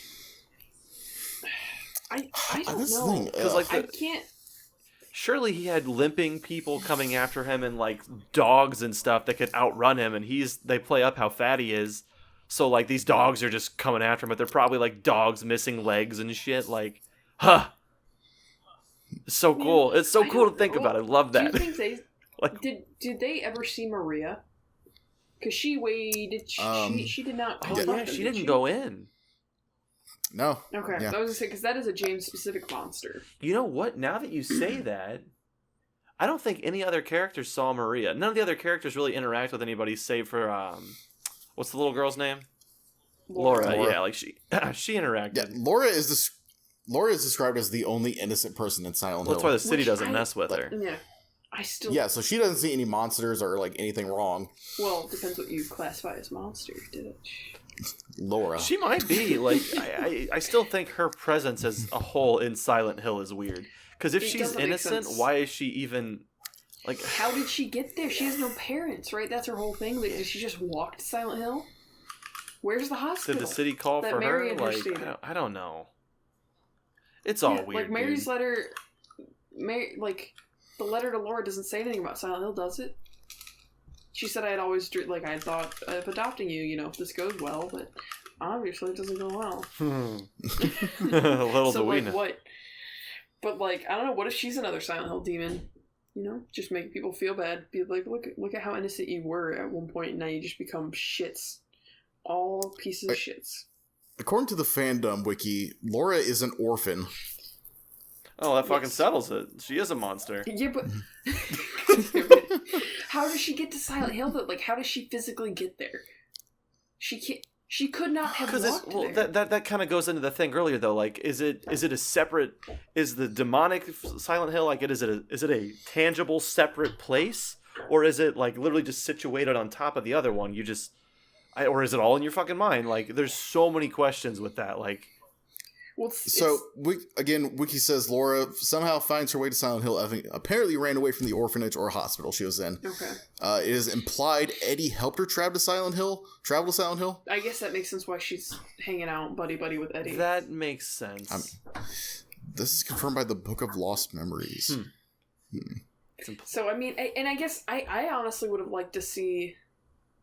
Well, they might have. Was there more than one sub-story besides Maria's? No, that's the only one. I think it would have been better to have Eddie's, personally, like him and Laura showing up together. I don't know if they could have provided a lot more context. I don't know if they could have done Angela's story. I would... No, not Angela's. No. Dude, that would have been so heavy. No, I meant Eddie and Laura. Like, how they got to Silent Hill. That way you can confirm, like, how the fuck did Laura get here? Like, okay, cool. Yeah, I wouldn't mind seeing Eddie's leading up moments. But I feel like it's not too much of a mystery to get to Silent Hill, though, because James just drives to it, and he just gets there. It's not like it's gated off they or anything. vacationed there. That's what I mean. Like, so, like, I guess just the fact that they see it so fucked up is, I don't know, the man. magic-y So part of the town. Have I heard it described like the Twin Perfect people? And I can't say this is like canon or anything, but the way they explain like the town like being just like empty is like it was a vacation hotspot, but then like jobs dried up and people just moved out, and like the only people living there now are the cults, and then they started their cult shit, and now it's the whole town's kind of fucked up. I've been to old downtown Lake of the Ozarks, and I want to tell you, there's still people that live there. Hey, what kind of cult they're into? I mean, you're right. It is Ozark, Missouri. It's pretty full of that shit. They think they call them rednecks. The ritual of having sex with your own family. Hey, that happened in Silent Hill too. Anyway, maybe I'm gonna end up in Silent Hill. Probably. All right. Okay. Sorry. After Laura and Bowling Alley walk outside, Laura runs away from Maria. Maria's like, oh, we gotta go chase her. They go through the nightclub Heaven's Night, which there's a dumbass theory that you can somehow get Maria to do a strip dance or strip strip tease on the pole. Wasn't there a cutscene? It's completely unfounded, and people just people just made it up. Like it's a girl in a strip club. It's got to be right. it's the logic is sound. Yeah. From there, you go to the hospital, and I think the hospital might be my favorite part of the game, or at least second favorite part. I mean, it does introduce another super iconic enemy, which is the bubble nurses. Why are they called bubblehead nurses? Like, I didn't know that part. I just called them the nurses. Should have called them bubble butt nurses. Yes. Well, I think is it bubblehead? Yeah, bubblehead nurse. It's just their faces are all like bandaged up and they kind of look like bubble gum in a weird way. I suppose you're right. So the hospital. Which one is the? Never mind. I'm done. I answered my own question in my head. Keep going. Sorry. I was asking a question, and as I started to ask it, I was like, "Oh wait, no, I know the answer. Never mind. Sorry. I just had to articulate the thought fully. It'll come out." So the nurses again are supposed to be James only, but like they also appear in other stuff because they're supposed to represent like him wanting to fuck the nurses while Mary's sick. Yeah, like their faceless. And like all he focuses, like such a horny dude. Yeah, I mean the behind the scenes thing, they blatantly talk about like this game is about sex and death. Mm-hmm. I mean, and it's kind of like the two driving forces of humanity. 3 years of nothing. Well, was it 3 years? I guess Yeah, I mean, I think so. That's how long they gave her to live, but that's not. We don't know how long she was sick for. Yeah, you're right. For some reason in the movie, the nurses like only move when you move, or they're like sound based. I mean, they look cool in the movie, but so like, they're they weeping don't make angels sense in the movie. Or like kind of right, like just some weird. Yeah, it's like it doesn't make sense why they're like that in the movie, but whatever. Yeah. Yeah, this one has a ton of puzzles. It has another big ending stipulation where at some point Maria's like, I'm tired of running around. I'm not feeling good. I'm going to lay down, take some pills. And you can decide to come back later and check on her after doing some puzzles. And if you do or do not, that influences the ending in one way or the other. This also has the part where you go to the roof and then out of complete nowhere with no introduction, Pyramid Head shows up and knocks you off the fucking roof. Walk it off. Because like, is it after you read the diary, you put it down and then you just fucking... You don't have to read the diary. Okay. No, it's just, I think it's either time-based or once you get to a certain section of it. Okay. But it's so good because like you turn to leave and he just fucking... Just yeets you off the fucking roof, right through the fence. It does a ton of damage too. You like when you wake start up again, it's like you're in the red. Well, I mean, he did fall off a roof. I think I'll come back to it because I think it's later actually. I said that but same I think exact that's thing a really good scare. Because like none of the scares in this game feel like super forced. They're all like really well timed, I think, and that's what makes it so suspenseful. Because you're just like chilling, investigating. You're like, oh my god, I got to go up here and see what's up. And then he's like, hey, bitch. You know what it is? I think this game, even though like at so many points it didn't, I think it knows how to show restraint. It's not overtly scary. It's just it knows how to like set the tone and it knows when to fuck with the player and how to do it. Yeah, which is unfortunately not very many games. Very true. And I think that's what it has helped carry this series like through all the shit it's been through is stuff like that. Just the little details like even like I was gonna say earlier like the environmental details just like are really good, like in the bowling alley specifically. Like you could walk around and you just look at all the shit, or in the nightclub and you see just I don't know. It's too bad there's no bowling minigame. I would fucking love that. Silent Hill though, so you can never get a perfect score or a strike. It's only spares. Yeah, one pin always stays up. Jesus. Eddie just makes fun of you. That's your internal hell. Eternal hell. It's just Eddie's making fun of the fact that you can't bowl. And Laura just it's like, I'd like to see you fucking shins. walk over here and bowl one frame, buddy. And then he shoots you because you insulted him. This is true. I don't even know where... Okay. Yep, keep going. Sorry.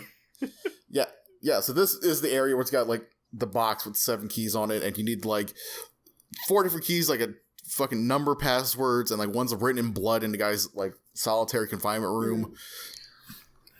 Like, this whole area is just great, and, like, once you get all the keys, you have to combine it with a piece of hair with a fishhook to, like, pull a key out of a drain. get a piece of hair from a fucking locked chest that took 5 keys It's like the most locked box in history.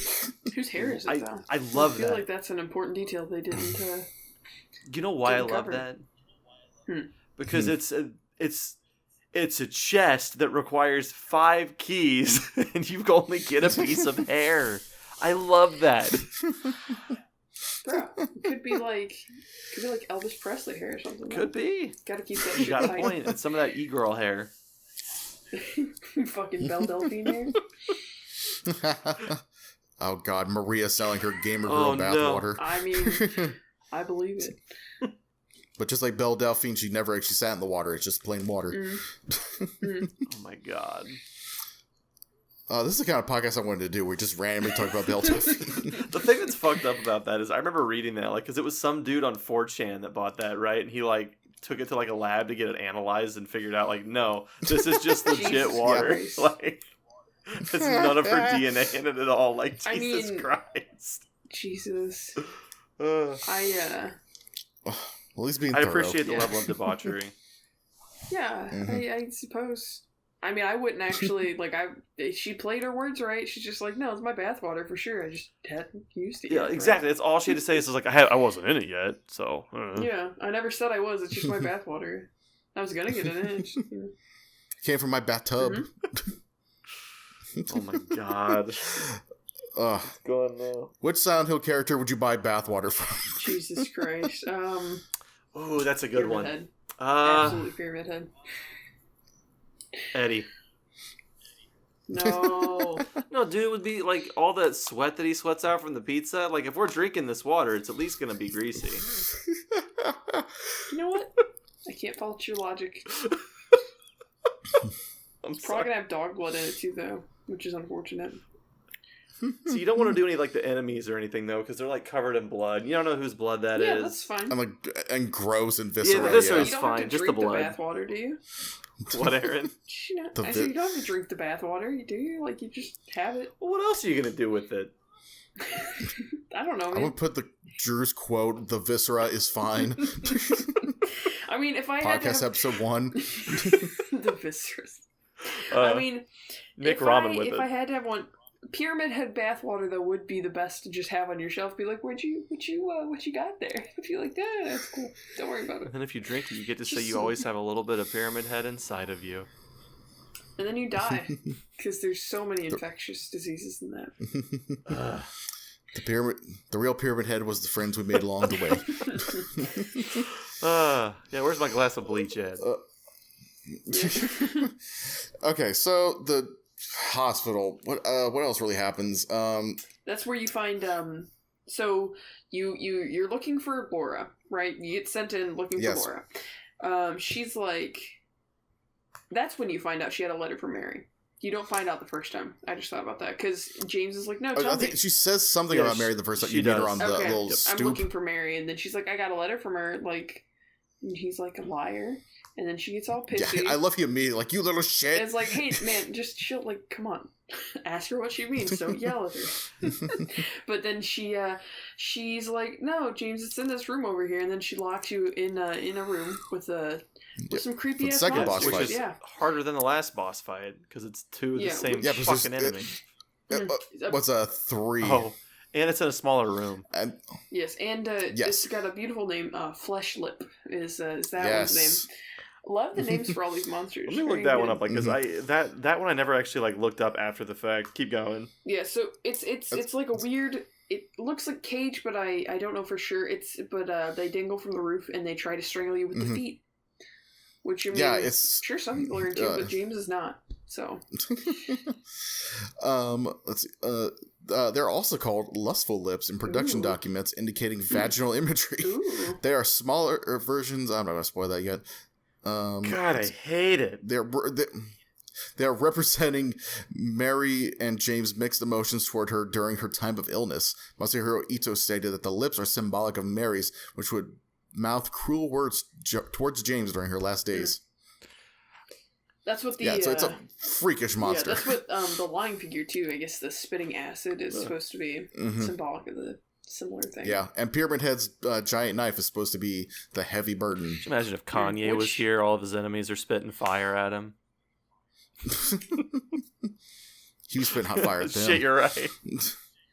Y'all don't know Jesus. I don't know why, but recently, like, if I, like, you get up, you make a noise or something hurts, you're like, oh, I'm saying, oh, Jesus Lorenzo. No idea why. I like to say Jesus crust instead of Jesus Christ. Okay, the Lord that's of good Jesus. too. Jesus is good. Hallowed be the crust. That was pretty good, actually. God damn it. Yeah. You should do crispy be thy crust.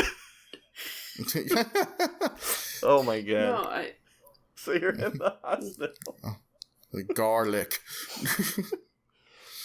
Okay, yeah, hospital. So then you have the boss fight. Then, like, it seems like either James passes out or something happens where, like, he's, like, on a bed and, like, this is where the hospital transforms to the dark hospital. This is the stretcher scene with James, right?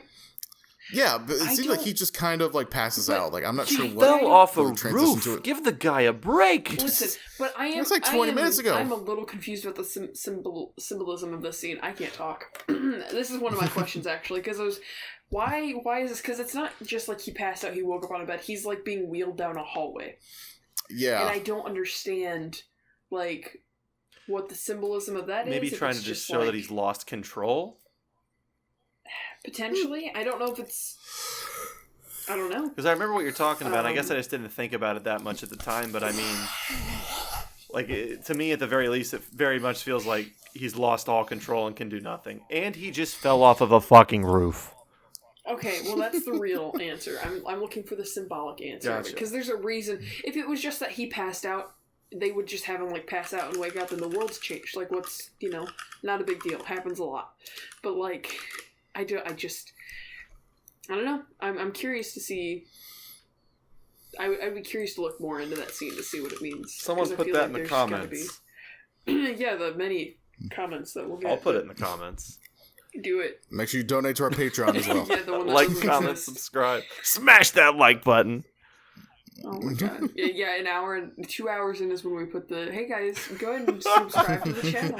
In this didn't make it. Yeah, in this podcast, we've changed our name 3 times and just now told them to start.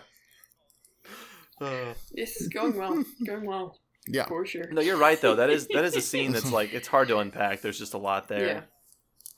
That's the only thing I can think of, Yeah, though. like, my best guess is just they thought it was a cool way to transition to the probably other right. world Yeah, segment. it's But just, it's hard for me to buy that because, like, everything else is, like, literally everything has symbolism It's so in this game. it's so meticulously planned and designed. I'm sure there's something to it, but Yeah. let me rewatch. And it could that be like scene.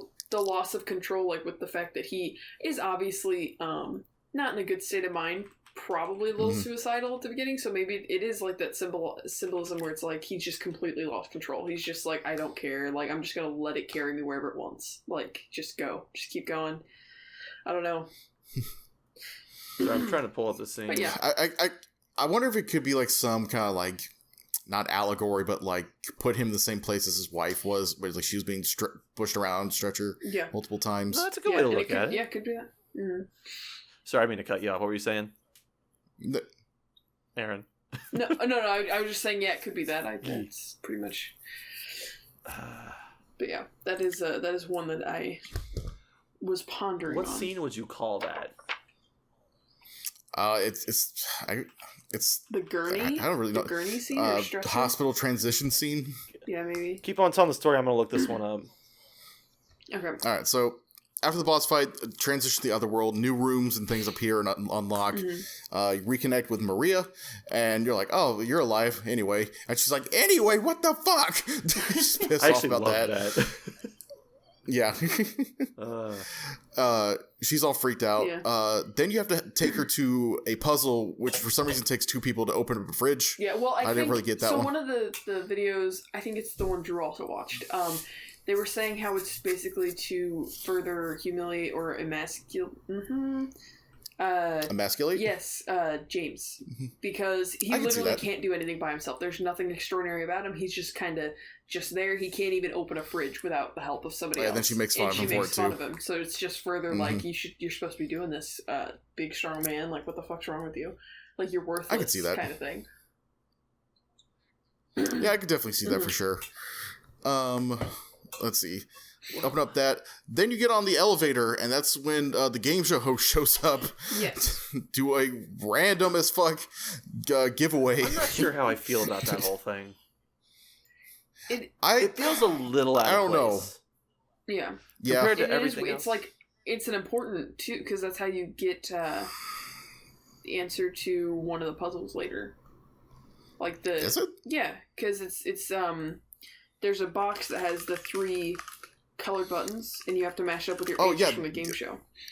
Yeah, because they tell you, like, go to the storage room and answer on the box. Yeah. And it's essentially a way to kind of restock up on items. Yeah, it's like a bone. I don't think it's necessary, but it's still like, if it's not necessary, why'd you make me sit through this whole thing? Real quick, back to this. This cutscene is weird, because it's just like him going down the elevator, or like he's on a gurney going down the hall or something that's kind of hard. And then he just wakes up in like the hospital courtyard. Mm-hmm. Yeah, they like just dump him somewhere. Yeah, I don't know, man. That's a tough one to unpack. You're right, though. It's definitely out of place. Like, not out of place. Unless it's tied with the UFO scene. Yeah. It's an abduction. Yeah, I got it. I honestly don't know. I'd be curious if they were like, yeah, it just was a cool transition, or like, no, it does have people eating, but we just didn't he's fucking probably tell right. anybody, Like, now we forgot. You could probably spin it as it's kind of like a taking control away from him kind of thing, but Austin's probably right, Yeah. and they just thought it was neat. Yeah.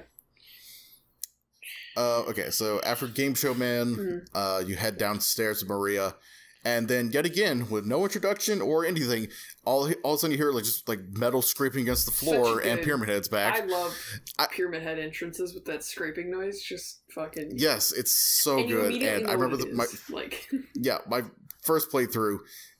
Absolute pants-shitting terror, because you're in such a thin, narrow hallway or like corridor, like maze you're not almost. getting anywhere. Like you just run in a straight line and then like rapid turns. Which I mean, it's, they did. I think they did really well as in level design is making you feel claustrophobic.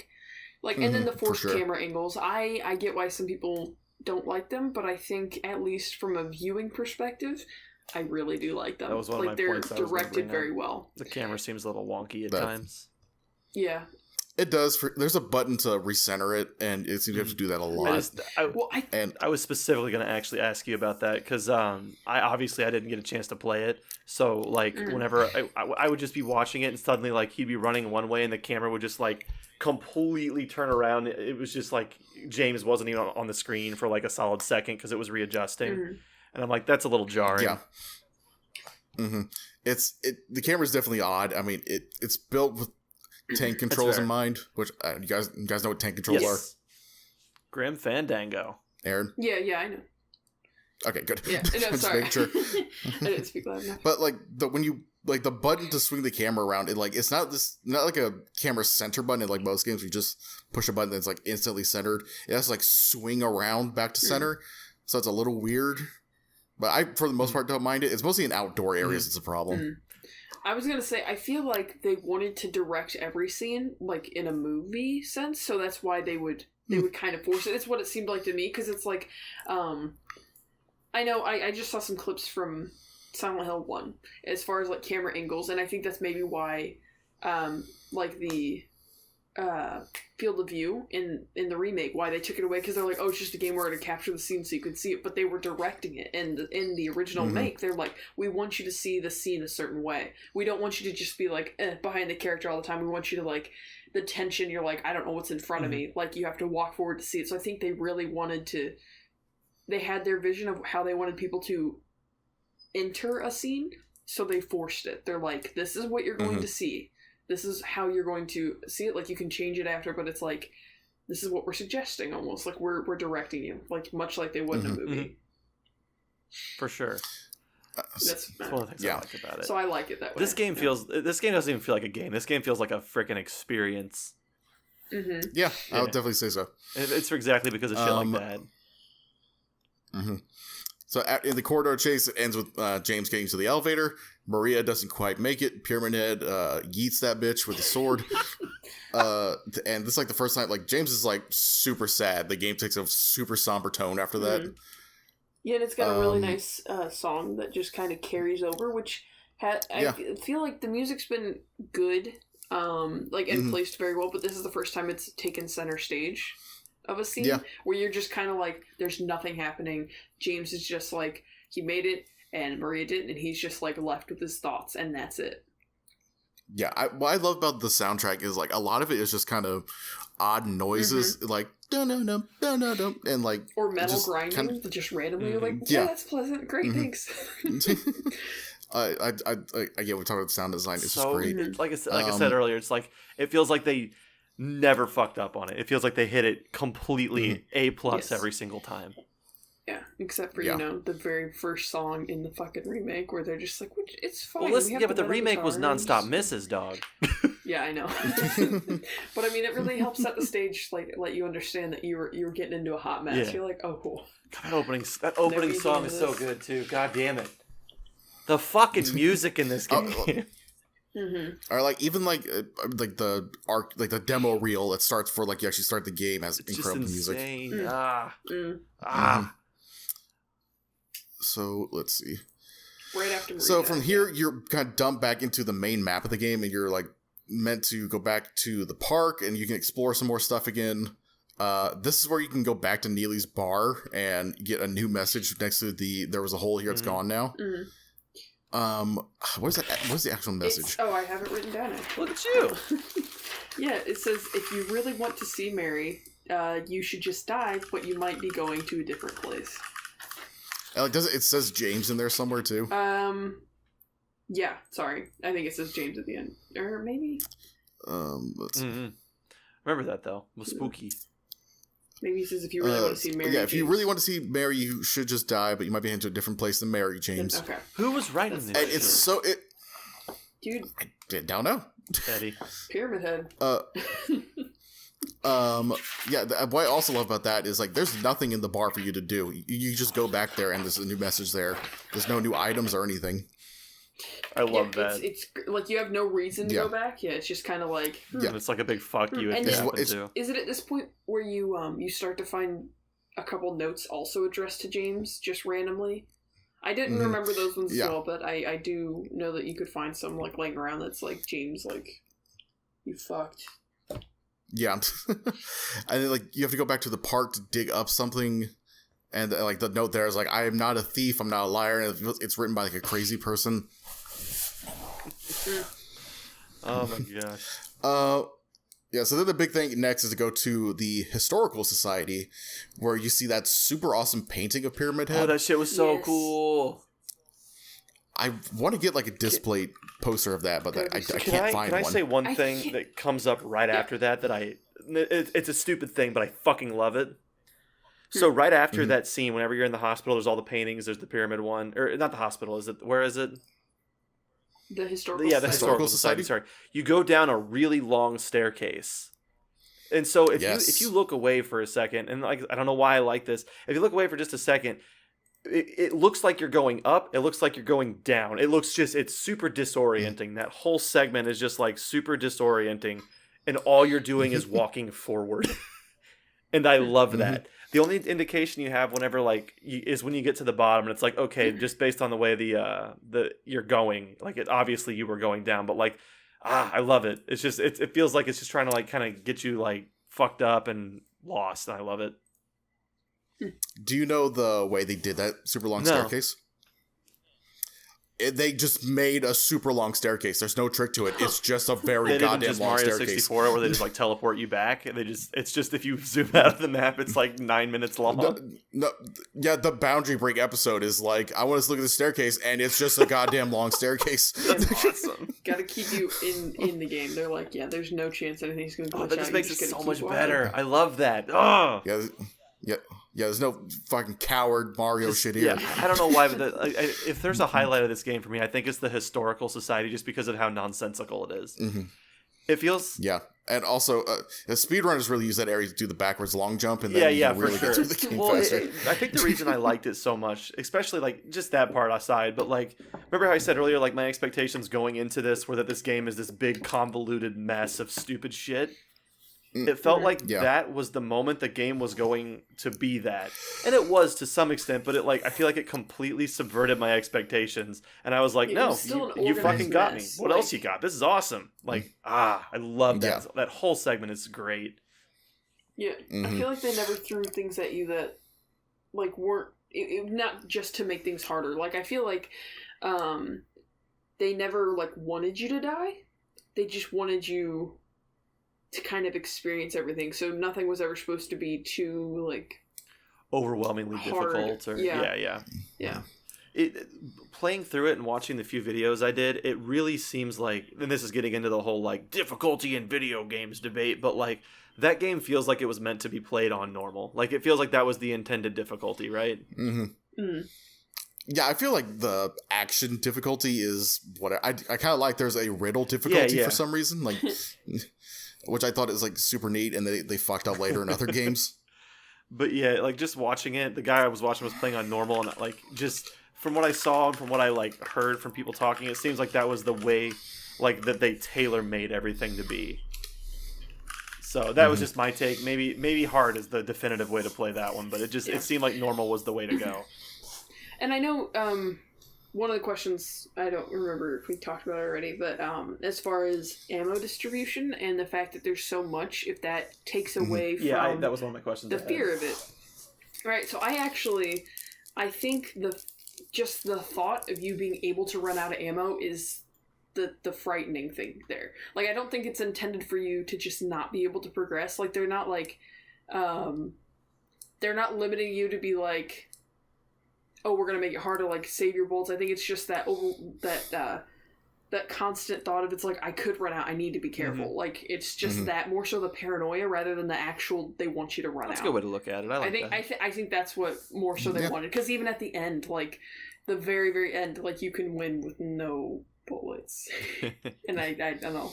I think that's it's an interesting thing. I read that there's actually after you beat the game, there's a cheat menu you can unlock where you can change a ton of different stupid shit like blood color and stuff like that. But you can also change the ammo value pickups. Mm-hmm. So instead, you can change it like 3 times as many bullets you pick up.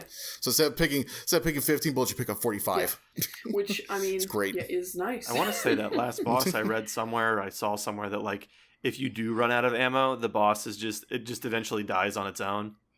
Yeah, because that was in the first one too. That's what I was trying to. Yes, like I've heard in Silent Hill 1, if you like just have no bullets or anything to kill the final boss, if you just equip every weapon and just kind of show the game you don't have bullets, it's just like just ends it for you. I've never heard that confirmed. Yeah, I guess I haven't. I saw it in a video earlier, so I was like, I took it at face value, but that is an interesting like failsafe. It's like we don't want you to have to restart. We want you to just experience the game, experience the story. Like that's it. And I think that's a very interesting difference, especially because it's considered a Resident Evil clone in a lot of respects, like at least at first. But yeah, so I was curious what do you guys think about that, because Resident Evil is designed very differently because it's got very limited inventory space, very limited items, usually enclosed at very specific locations. It's like, and like Silent Hill is typically very widespread across locations. You have unlimited inventory. Yes. It's pretty lax on like inventory management. Yeah, I mean, I think it's literally they just went the exact opposite. I could say it's like a good response maybe, but it's not a clone in any way. I don't know if I can like adequately explain anything because like I never played the first Silent Hill, which would have been like, because obviously you have Resident Evil 1 and then Silent Hill 1, which would have been like the direct response to Resident Evil, yeah. So like without playing that one, I don't really know. But like if just based on some impressions, it feels like the people who made Silent Hill 2 probably really liked Resident Evil and thought to themselves, but this is what we would do, and here's how we would make it more fucked up. Like it just feels like like I haven't really played much of the original Resident Evil aside from what I've seen in the new remake and RE4, but like it feels like it was, I don't know. I've never really liked the Resident Evil games, but I really like Silent Hill. It's hard to explain. Yeah, I feel like Resident Evil like took like zombie and like bio weapons and like that kind of direction of horror. Silent Hill 2 is much more Lovecraftian, it's surrealist, like, supernatural. It's very personal too. Yeah, and it's like Resident Evil crafted a world that like conforms to their monsters. Like it's like, oh, this is a world that's like it's like there's an evil science society that creates this mess that we have to go pick up kind of thing. It's like, but Silent Hill's like it's on that line, it's teetering. It's like it's there, but it's only there for your characters. Like it's like a punishment. It almost feels like a purgatory. Mm-hmm. It's not like this whole world's changed because it's like this one place is where you go when you get fucked over. Which, I mean, it wasn't the original intent, but I don't know. It just feels more... I would say, like, very simply, just the difference is supernatural. Like, Silent Hill is very supernatural. Resident Evil isn't. That's Resident Evil's grounded in realism. I mean, yes and no. Yes, with an asterisk. Yeah. Yes. See the notes below. And it is interesting, I think, because, like, at least the way I see it is that Resident Evil's games take place in a set area, whereas Silent Hill's, like, because I just, it's another review where it's like Silent Hill's, like, story-wise, you advance and you can't go back sometimes. You're just, like, keep going through the story. Whereas Resident Evil, it's, like, contained. It's very contained to this one area. But, like, the overworld as it is, it's, like, Resident Evil spreads into its overworld, whereas Silent Hill does not. It's like Silent Hill, Silent Hill. Resident Evil's like, the world's all fucked, you know? Yeah. All kinds of fucked. Mm-hmm. I don't know. I think it's interesting, like, back and forth on that. And to that end, like I said, I've never been that interested in Resident Hill. God damn it. Resident Evil. Silent Evil. I've never been that interested in Resident Evil, but to that end, I do really like the world of Silent Hill. Just because there's so much, like, fuckery about, like, what is anything versus Resident Evil, where it's just kind of like, it's interesting, but it's like, I don't know, it's just the world. I've seen the fucking world. Yeah. I think subject matter for Silent Hill is also a lot darker. True. Because, like, it's like, oh, monsters, like, we're going through some shit, but, you know. Yeah, Resident Evil's so much campier, yeah. And then Silent Hill's just, like, Angela in herself is just, like... Oh, my God. They were nuts putting her as the box art character. Like, they rested on that hard. I'm just like, man, they were fucking confident. They just put their dicks out on the table and just said, yeah, this is what we got. And they was like, yeah, it's huge. Well done. All right, I'll say this part of the game is kind of the hardest to talk about because it's a lot of, like, once you get down to the bottom of this staircase, it's just kind of like jump through a hole, move forward a little bit, jump through a hole, move forward a little bit, jump through another hole. This is where it starts getting, like, crazy surrealist. You jump into your own grave. Things don't make any kind of... Yeah, you got the sideways hallway. Things don't make physical sense. Yeah. And then at the end, he just walks out. Yeah. It made me so mad. And then, like, you're just back on shore or on land again. It's the shit we were talking about with the staircase. This is where you... Or go ahead. Mm-hmm. I was going to say, this is where you confront Angela again. Like, this is where you meet Abstract Daddy? Or was that in the hospital? Well, first you meet Eddie again. You're right. Okay. Yeah, and that's where he's got the dead Killing body someone again. ain't no big deal. Yeah. Another line that's completely fucked up in the HD collection. Oh, I love the delivery of that. You can just you could hear how, like, gone he is. Yeah. Oh, so good. And then he's like, oh, I gotta get going. It's like, what? He's like, see you later, James. And then James says something like, no, you can't do that. And he's like, no, I knew you were like them. Is this where his boss battle is? No, I think it's a little later. No, that's a little bit later. A little bit later. What the? Yeah, because now you're in the prison and, like, you go through, like, the super tall Weird cells. question about the prison. And you just... This was something that, like, I didn't get. Like, you know how there's, like, a portion where you're just, like, you walk into a cell and get locked in? What's the fucking point of that? Just a spook. Okay, that's what I kind of thought. You hear somebody outside the cell? What is it? You can hear somebody outside the cell. You can hear someone outside the cell, but, like, it didn't sound that much different than, like, all the other noises that were already in the prison. Yeah, well, I don't know if it's supposed to be, like, the role, because there's also a cell you can find, that you can, there's an invisible enemy. Oh. Yeah. So... Yeah, you also just hear, like, just footsteps, like, just stepping in place, and, like, the sound of, like, someone, like, rattling the bars and then speeding up the rattling. Yeah. The area freaks me out the entire time going through it. I was wondering if it's supposed to be, like, though, because you can kill the prisoner and then I think you can get into its cell that way? Or is that... It might be a different thing. Down the road, you can definitely hear them crying, though, and you can totally just fucking murder them. Down the road, it probably won't be the next episode, probably won't be the one after that, but eventually I'm going to play through this fucking game and I'm going to put in some insight on it, because, like, I missed that completely. Because, like, that's just stuff that doesn't completely come through in a, like, a long play or whatever. Let's play. So, like, I want to see that. I'm going to turn the light off, I'm going to have my headphones on, like, half blast, and I just want to experience this game as it was intended. Like, just fuck you, but fuck me. I would like fuck to, you, just, me. I don't, what? Spooky games is hard to play, man. And also, like, through the prison cells, you can. I think they've been debunked, but like you can hear someone. It sounds like they're saying like ritual, but it's like super EQ'd, so you can barely understand it. It's some culty shit right there. But what I think it's like someone said it was like a foghorn that's been like EQ'd and like sound weird. So it's not actually saying anything, but people just say, like, it sounds like it's saying ritual. But I can't confirm or deny. People just hear shit from noises. It's probably nothing. Yeah. Yeah. This is where you have to get the 3 slabs, which the gluttonous pig, the oppressor, and the seducer. Yes. Yep. Seductress, I love this part. I've said this several times. I love this part. Yeah, so then you use that. Like, obviously, they're supposed to represent different, like 3 different characters. Or one of the other analysis things I saw was that it was supposed to represent the 3 aspects of James. Yeah, I was as well. Yep, like, I was going to bring that up too. Yeah, okay. In their own way, each of them does. Yeah. The glutton doesn't really make sense to me unless you're going for a glutton for punishment. Then fair enough. Yeah.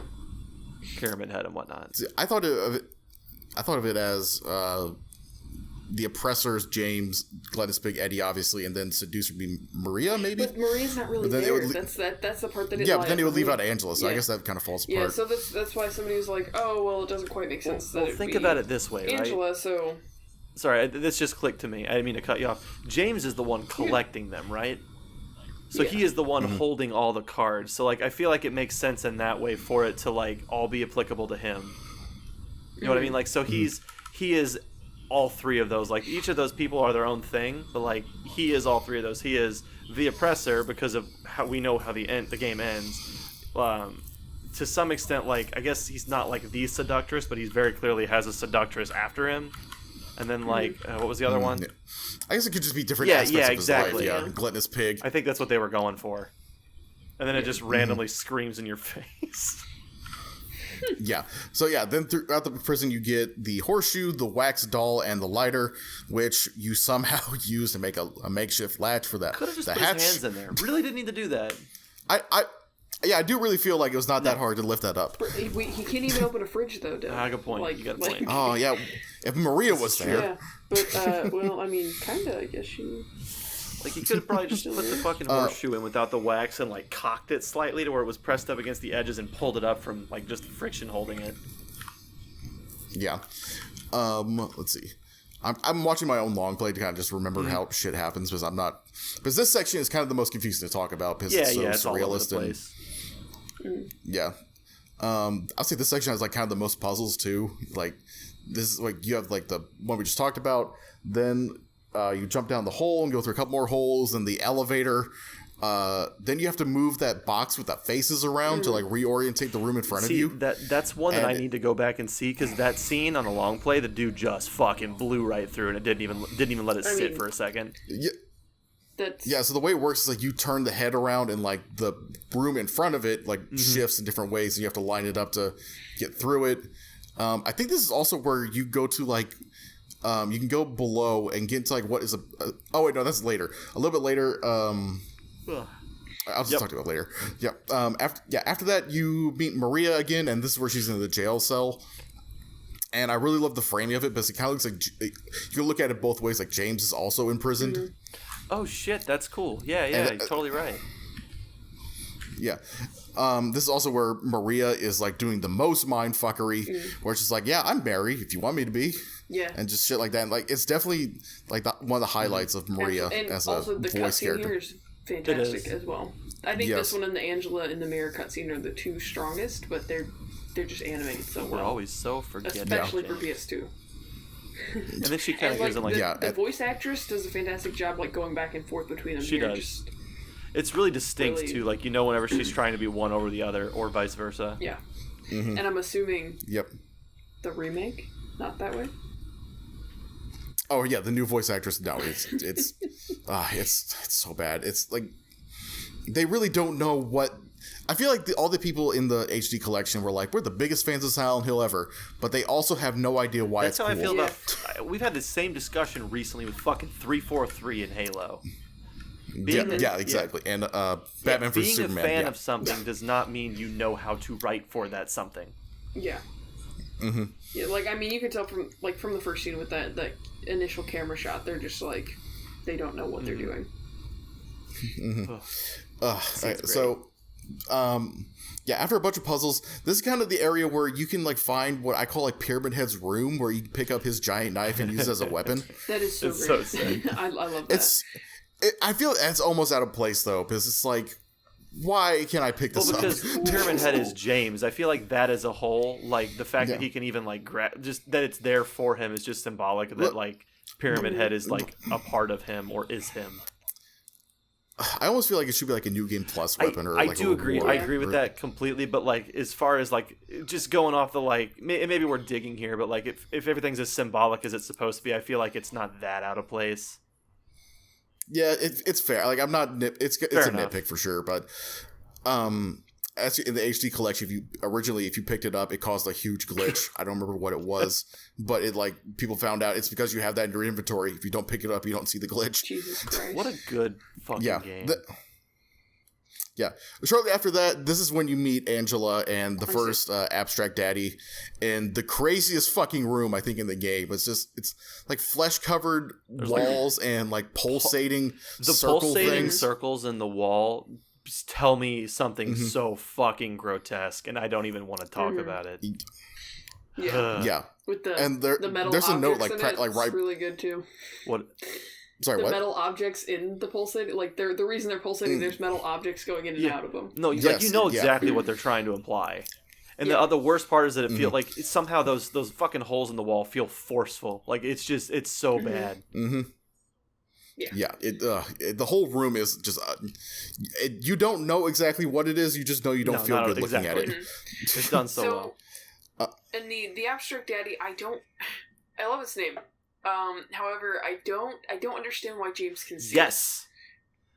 So that's this is the thing that's it's also vague in how it mechanically works, but I suppose the best way to do it is like all these people in Silent Hill are having a physical effect on it, and they're all broken psyches, are all kind of mishmashing to make one nightmarish hellscape, if that makes sense.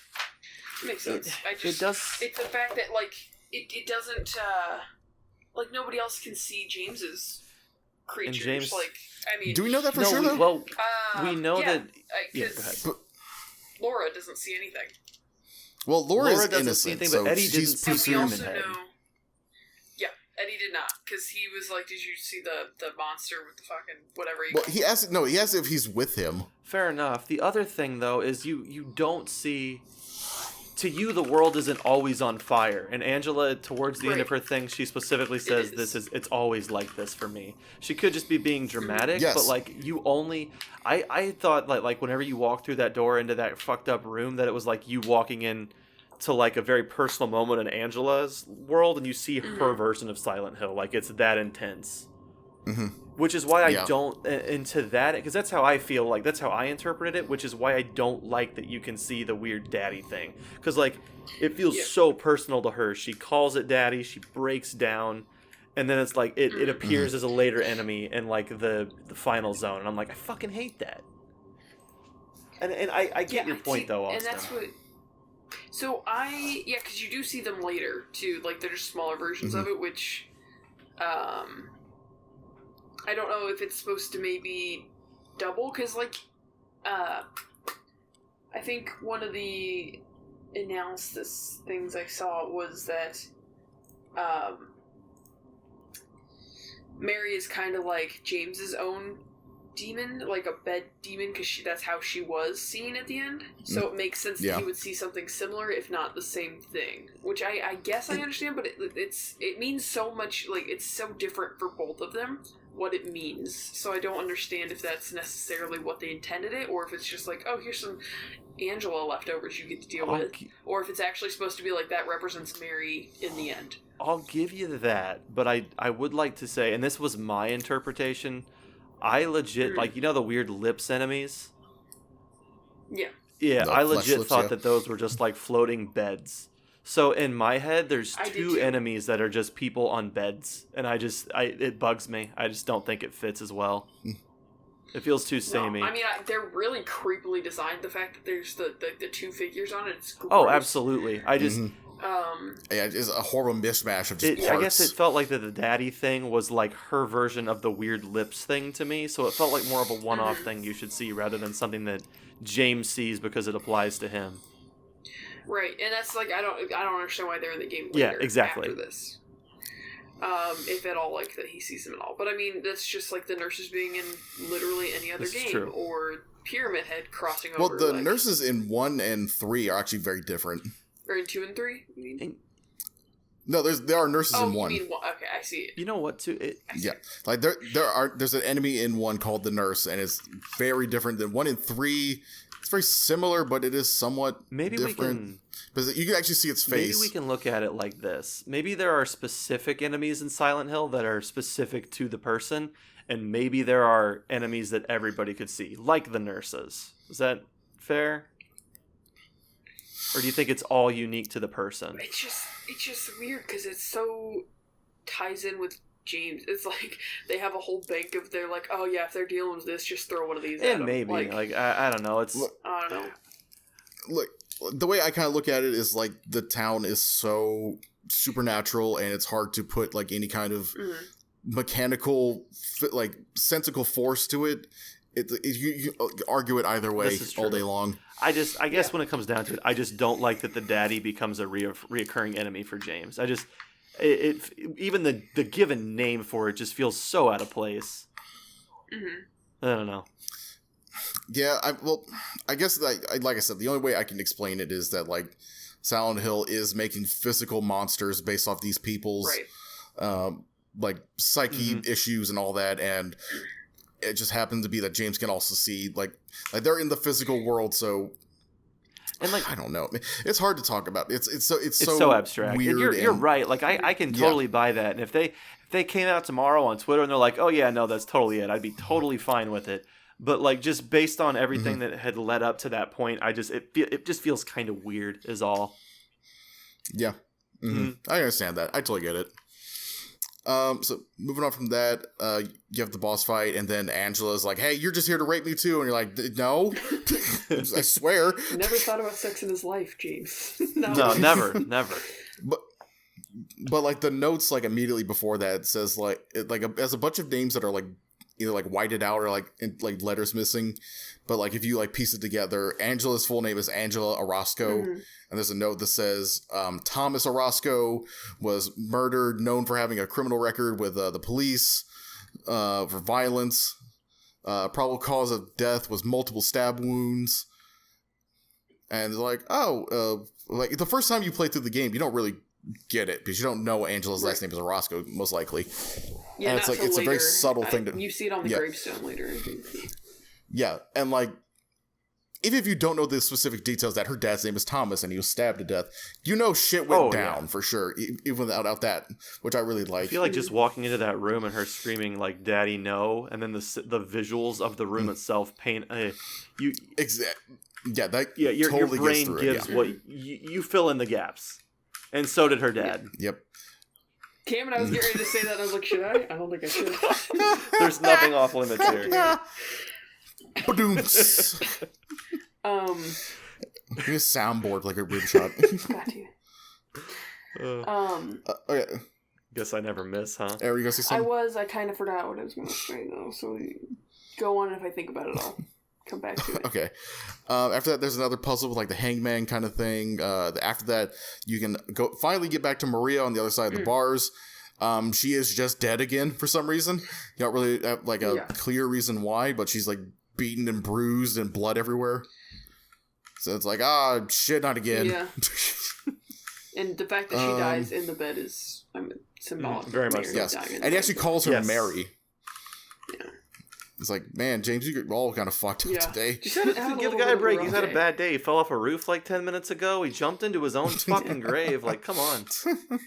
Yeah, that's fair. And I mean, and then I guess that if you leave the room and if you come back, that helps get to a different ending as well. So like, there's a lot of little choices you have to make. Yes.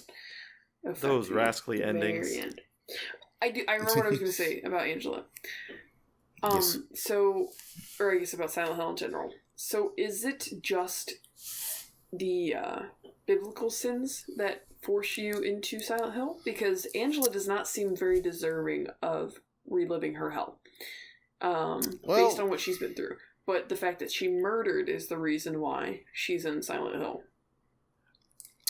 It seems pretty bullshit to me, because if we're being totally honest, not that I will ever advocate for killing an animal, Eddie didn't kill anyone, and he was brought to Silent Hill. He killed a dog, Gluttony, and he shot a dude in the knee. Because he's fat, he's gluttonous, and then he also is crazy. It seems, so I don't actually know what sins brought him then. It seems like it's people that commit crimes of passion. Like, that was a video I saw that, like there are things that, I don't know. Fucking, I don't know, man. But, I think anybody that did what Angela did in any eyes of any law, they'd be like, yeah, no, you're fine. We just need to get you into therapy. Yeah. You ain't going to jail, dog. But, yeah, Angela seems like she's getting the shaft in way more ways than one. Yeah. Yeah, so I'm going to hell. I get... I'm back at the wiki, and it describes Angela as very suicidal, very depressed for obviously good reasons. She believes she does not want to live or exist. Having lost the will to live, does not care about anything. Life feels more something to be coped with instead of enjoyed. Is it the thought of suicide maybe that forces you into Silent Hill? Maybe. Because Eddie could have been because he was picked on, whatever, and he broke instead of fighting through it. This is true. He succumbed to his I'm just gonna kill everybody. I feel like Eddie was pushed by bullying and other such things to the point of having all this darkness in him. So that's why he's in Silent Hill. Yeah.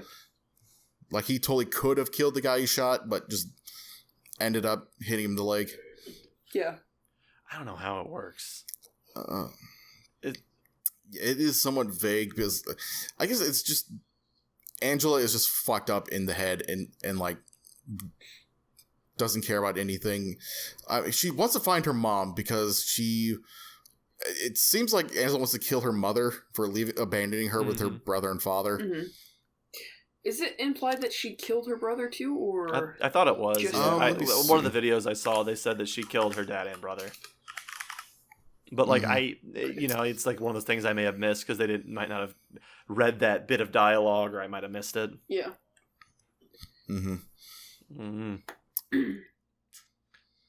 Yeah, we know for sure he killed the father. I'm not sure on. It's probably safe to assume. Yeah. Go ahead. Yeah. So then. I was basically just gonna reiterate. Yeah, Angela. She no jokes aside.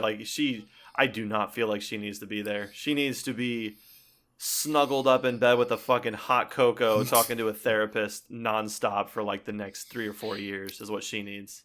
I mean, she might have gone to Silent Hill because she thinks her mom's there. Or maybe that's the only thing I can think of. So her knife's already bloody.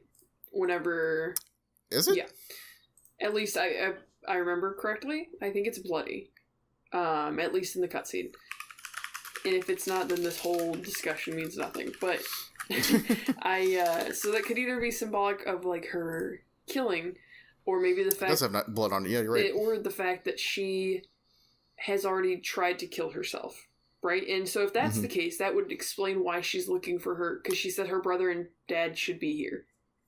So maybe she thinks she killed herself. But she's still alive. The fandom wiki, it says, according to novelization, she used that knife to kill her father and her brother. I wasn't sure, but it makes sense. If she thinks she's dead, that's why she's my dad and brother should be here, because she's in hell, I guess. And that's why she's looking for her mom too, maybe. But she's not actually dead. She's in Silent Hill, which is a form of hell, I suppose. Personal hell. Yeah. So.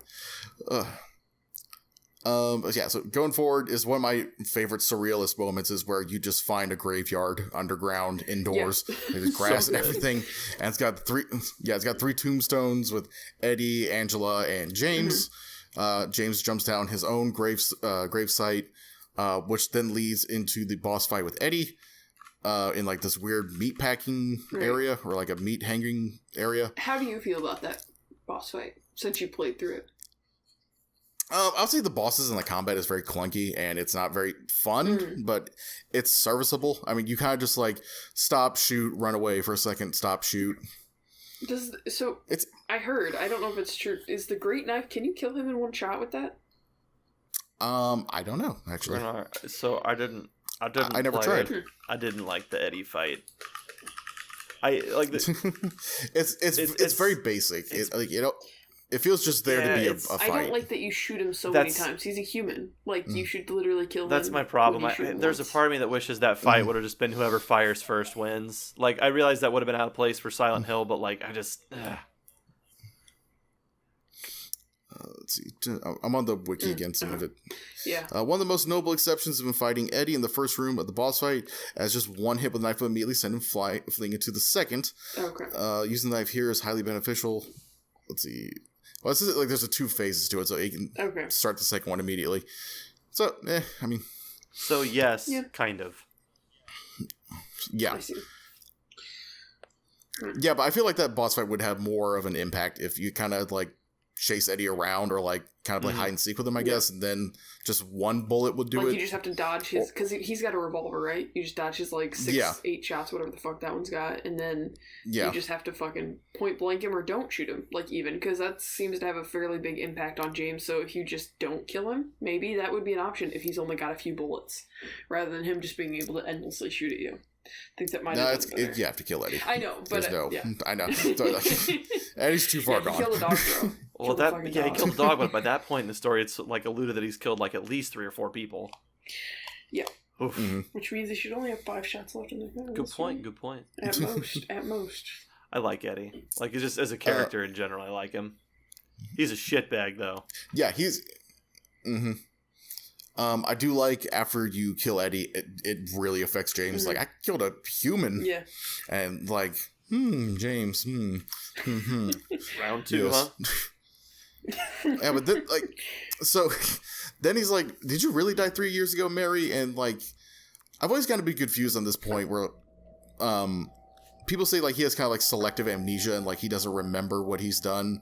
But I guess we'll get to that later because it's a bit later. I mean, you can get into it a little bit now if it's relevant. Not really, not particularly. Then after this is where you finally emerge back onto land after this huge endeavor underground. I thought it's hilarious. They put you right next to a dock, and from Maria telling you that you have a videotape of the hotel, that's somewhat of a goal sign. You just get on a little boat and you row your way across the lake. And it's a neat little sequence. I think most games would just go into the light. Start at the boat. Yeah. Most games just get into the boat, then just end cutscene, start new cutscene, end at the hotel. But for some reason, you get to do it yourself. A little crazy girl just fucking flew her way out there, apparently. Yeah. Yeah, I guess so. I don't think she's there. I think she's fucking made up, bro. She could just be a Silent Hill monster, too. I think she is. Fucking doesn't make any sense. Because where does she go? And never mind. Okay, we'll talk about it at the endings. It doesn't matter. I also like what you just said, Drew. Like you're going into the light. Yep. I loved that scene as I was watching. I was like, dude, this dude's following the light. Like, oh shit. And HD collection really fucked up the water in the lake. It looks like shit. Yeah, because they used an old model and then didn't fix it, right? It's because they're not using a certain like texture layer over it or something like that. It's tied into the fog bugs as well. That sucks. Yeah.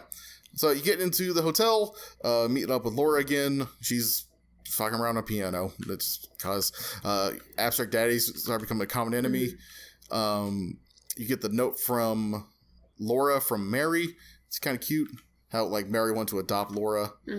And then like the timeline doesn't really adding up because like it's like happy 8th birthday, Laura.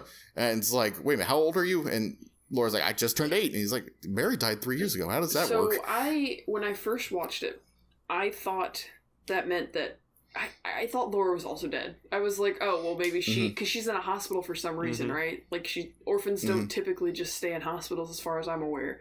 So she's got to be super sick as well if she's constantly seen Mary or been there long enough to be friends with her. Question about that, because I might be able to raise you a point to that. Does it ever specifically say that she's sick, Laura?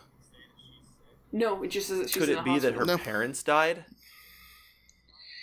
And she was in the Yeah. hospital visiting them or following through with that. But, like, isn't that kind of morbid of Mary to be like, I'm gonna adopt you when your parents die? Yeah, but I mean, like, I don't know. Like, this game's a little weird.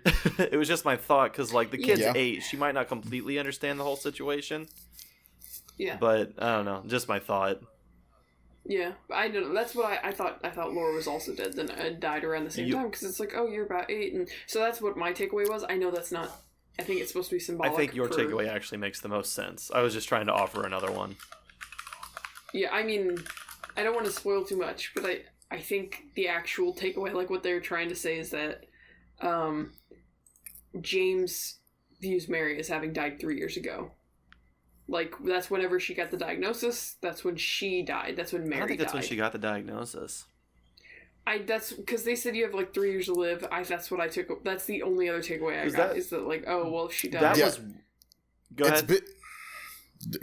Yeah, like I've heard multiple people say like the reason he thinks it's 3 years ago is because the doctor said she has 3 years to live. That was one of my questions I had to ask. Like, number 7, when did Mary die? How long ago relative to the start of the story?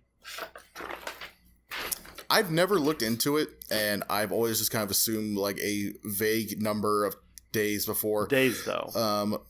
Yes. No, I mean, sorry, like a vague number of time. Like I was gonna say days. Like honestly, I think so too. I don't think it was that long ago. Okay, so when I googled it just now, the first thing that came up was that she died the day before Silent Hill 2 starts. Okay. Which I don't feel like that adds up. Unless there's the body in the trunk theory. Yeah, then the wiki says, in reality, she was still alive a few days ago.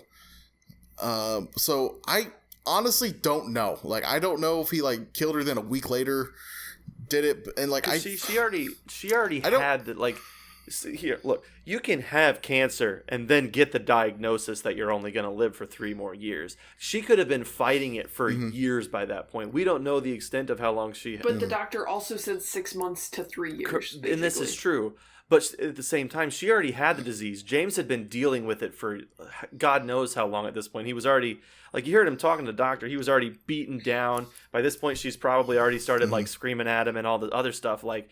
She may have already been going through this for like 2 to 3 years. Then they got the diagnosis. Then the ending happens, and then Silent Hill 2 starts. Like it could have been bam, bam, bam. Like I think after she got that 3-year diagnosis, it probably wasn't more than a year before the events that led up to the game starting happen. I think. But it's just the weird, like, because I feel like the choice of them constantly repeating the 3 years thing has to mean something. I think the 3 years thing, I think that's just what he latched onto. The doctor said she has 6 months to 3 years, and I think he just latched on to 3 years. But why wouldn't he latch onto the 6 months? It's just the one they picked. It's an arbitrary thing. I think it's that she survived 3 years and then, like... See, my initial takeaway, like, when I first played the game was that James was just denying what happened, and like was just like his cover story was that she died 3 years ago, and then once it comes out what really happened, like he knows he did it, but like the game makes it seem like he has repressed memory and like kind of selective amnesia, like he's not fully aware of it and like has to be reminded almost. I don't know. It's. So, but the wiki says like days before, right? Within the few days that she died before Silent Hill. Yeah, it says a few days, but I just don't. To me, that seems odd. One of the things that, like, I don't know, it could have just been very, very well something like, fuck, I don't know. I don't know either, man. Because like in my head, basically what would have had to have happened was he did his thing, which I mean, obviously, I think if anybody hasn't played the fucking game and they're listening, they're pretty sure.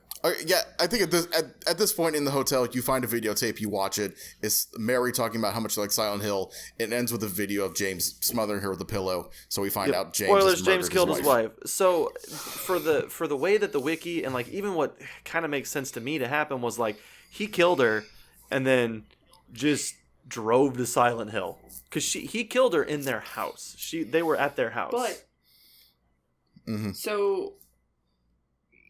She said she wanted to go back to Silent Hill, but he never took her. So I'm just saying, like, what if he took her to Silent Hill? I mean, but that's where the theory comes from, right? Because it's alluded that the whole reason he went to Silent Hill in the first place was to kill himself, right? It's because it says because he got the letter, but then he did get throughout the letter the game, from Mary after she died. The nurse is like, "Here's your letter from Mary." But so he would have read that and been fake. Like, "We never got to go back." No. There's one that she left but for. That's the letter you get at the end died. of the game. That's the epilogue. Yes. Yeah, but he would have read the letter that he says that he came to Silent Hill for, fake. like throughout the game, the letters start disappearing, and eventually it's just a blank sheet of paper. Yes. So it's like he had like a psychosis that like she was still alive and there. So like that's what I'm saying. Like this plot point that like James is like repressed it so hard that he didn't kill her. She's actually alive somehow in Silent Hill, or she's dead but somehow riding from Silent Hill, when he should know for sure he's the one who actually did it. I don't know. It feels what odd. You mean it Silent Hill could make people forget some things, because like, I mean, Angela, if she didn't think she was dead, then she would have known her brother and dad were. She wouldn't have been looking for them. Right? Like, that kind of thing. Yeah. So, like, that's the only thing I can think is and then, like, Eddie would have known how fucked up he was the whole time. Like, he was still pretty confused at the beginning, too, and then he's, like, been pushed, and he's, like, realized, he's like, no, they all made fun of me, this is what I'm here for. Like, it called to you, too. He did say that, too. He actually said that to James. He's like, this town called you here, too. Yeah. I don't know. Like, so it's hard to it's hard to like make sense of it all, because the timeline obviously doesn't add up, but like the fact that James has repressed it in a way, it just makes the timeline even that more convoluted, because to even get to that point, you'd think somebody would have to stew over something for a long time. And maybe the entire time she was sick, like, he had just like fantasized certain things, or been it could have very well been. It might have, or like fantasizing about bringing her back to Silent Hill when she was better, but she never got better until she died. So as far I can see through my Googling, anywhere from roughly a week to a few hours before the game starts. Okay. So Laura says she turned 8 last week. So that's kind of like the timeline, because like, so just loosely, last 2 weeks is when she died. Yes, because she has to write the note to Laura saying happy birthday. See, just based on the shit that happens, like in my head, I'm like, yeah, that makes sense, but I still have questions. And it's possible that like he had been like internalizing this for a long time. Like, yeah, that's what it feels like to me. It might have been like one of those things where like he was just waiting to snap. Like all the puzzle pieces were there. It was just ultimately waiting for him to kill his wife. And then like as soon as he did, it like instantly blocked it, or instantly became what it was. Because I mean, like as you know, like he's been dealing with this shit for a long time. If Erin's story is right, he's been dealing with it for at minimum 3 years, and that's hard. So like it could have very well just been one of those things that like all the keys were in place, and as soon as he fucked up his wife, it was just like bam, instantly blocked.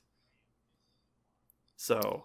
Which kind of makes sense too, but I still have fucking questions.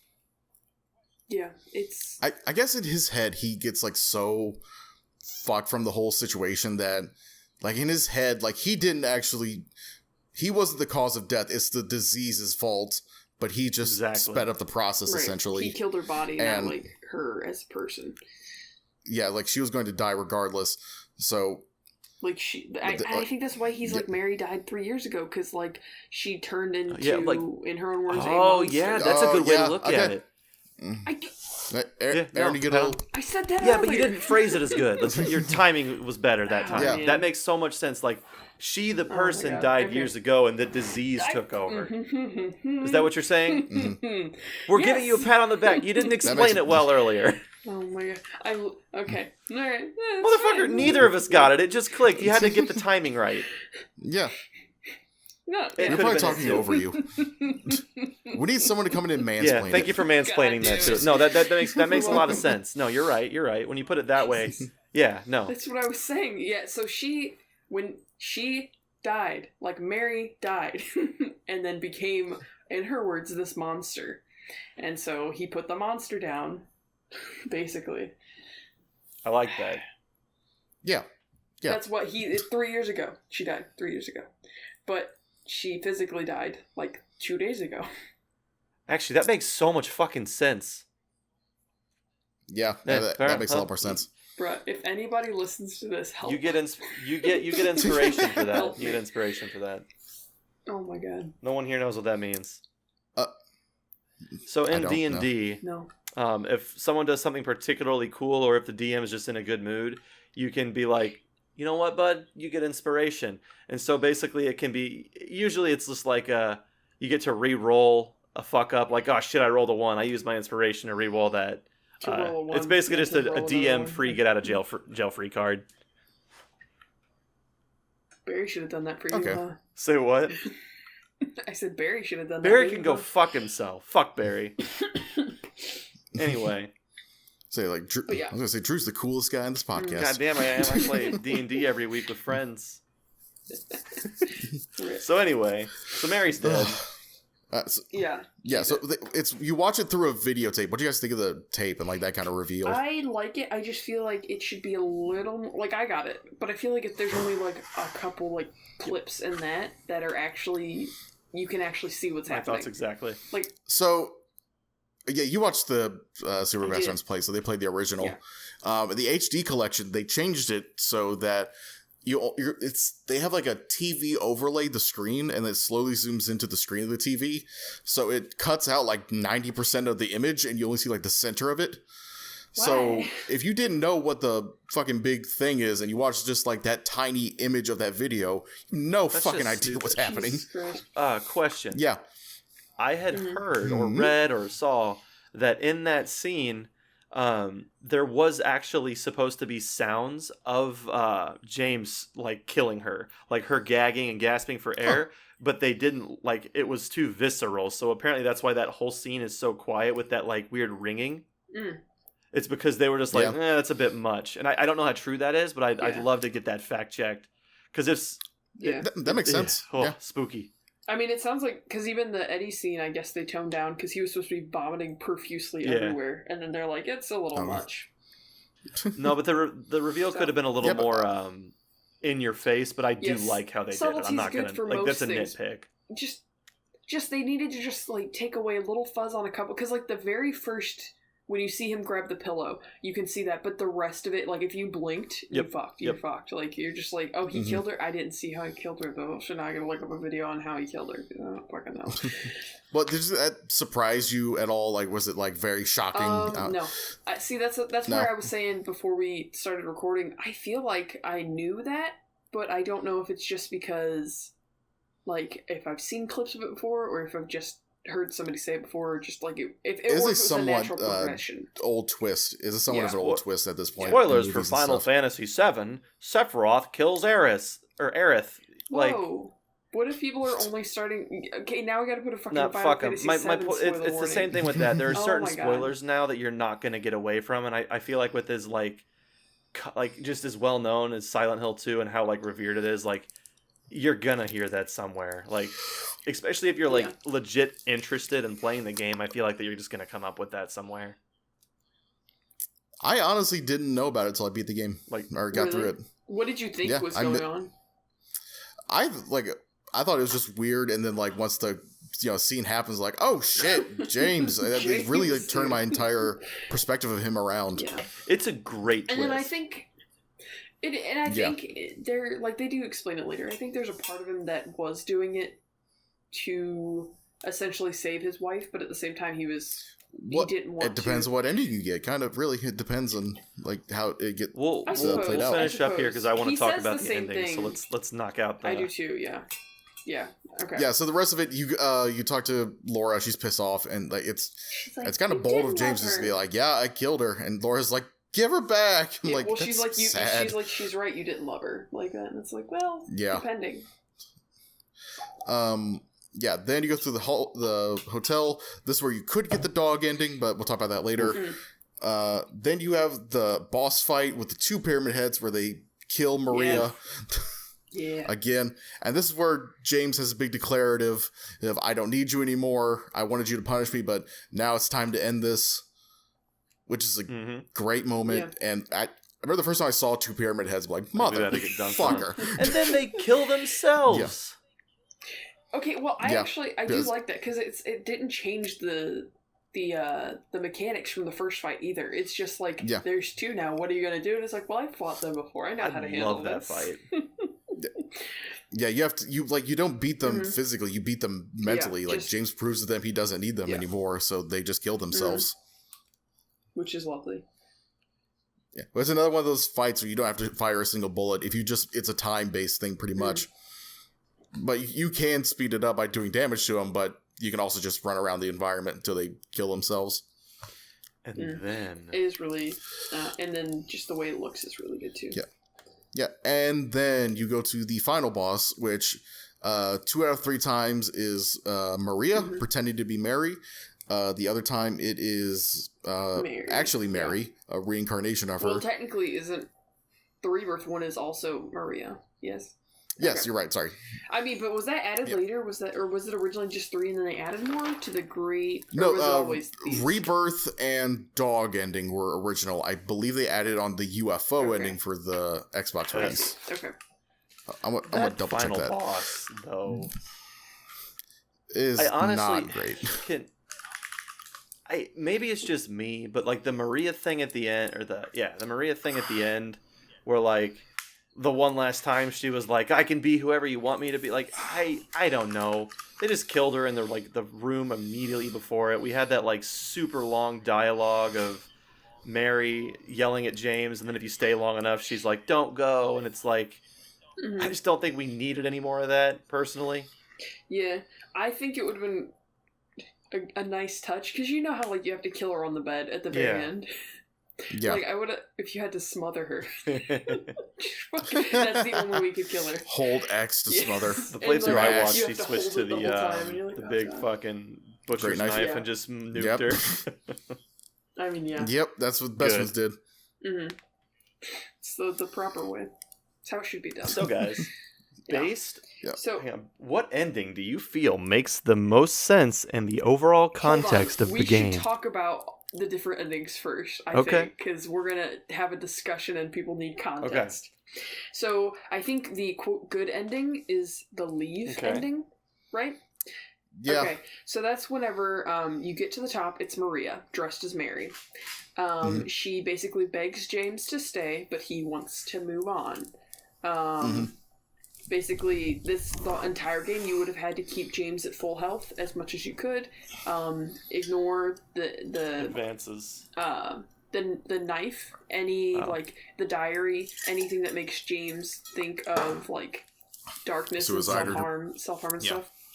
And then avoid her at all costs. Like literally, you can run into her, whatever. Don't do anything nice for Mary. Don't go double check on her or anything. There's also in the hotel. There's the long hallway with a discussion of Mary, and she's like coming back and forth, being like, "I hate you, James. I'm so sorry. Please don't leave." Yeah, you have to listen. And then there's a scene with the doctor where the doctor says she has 6 months to 3 years.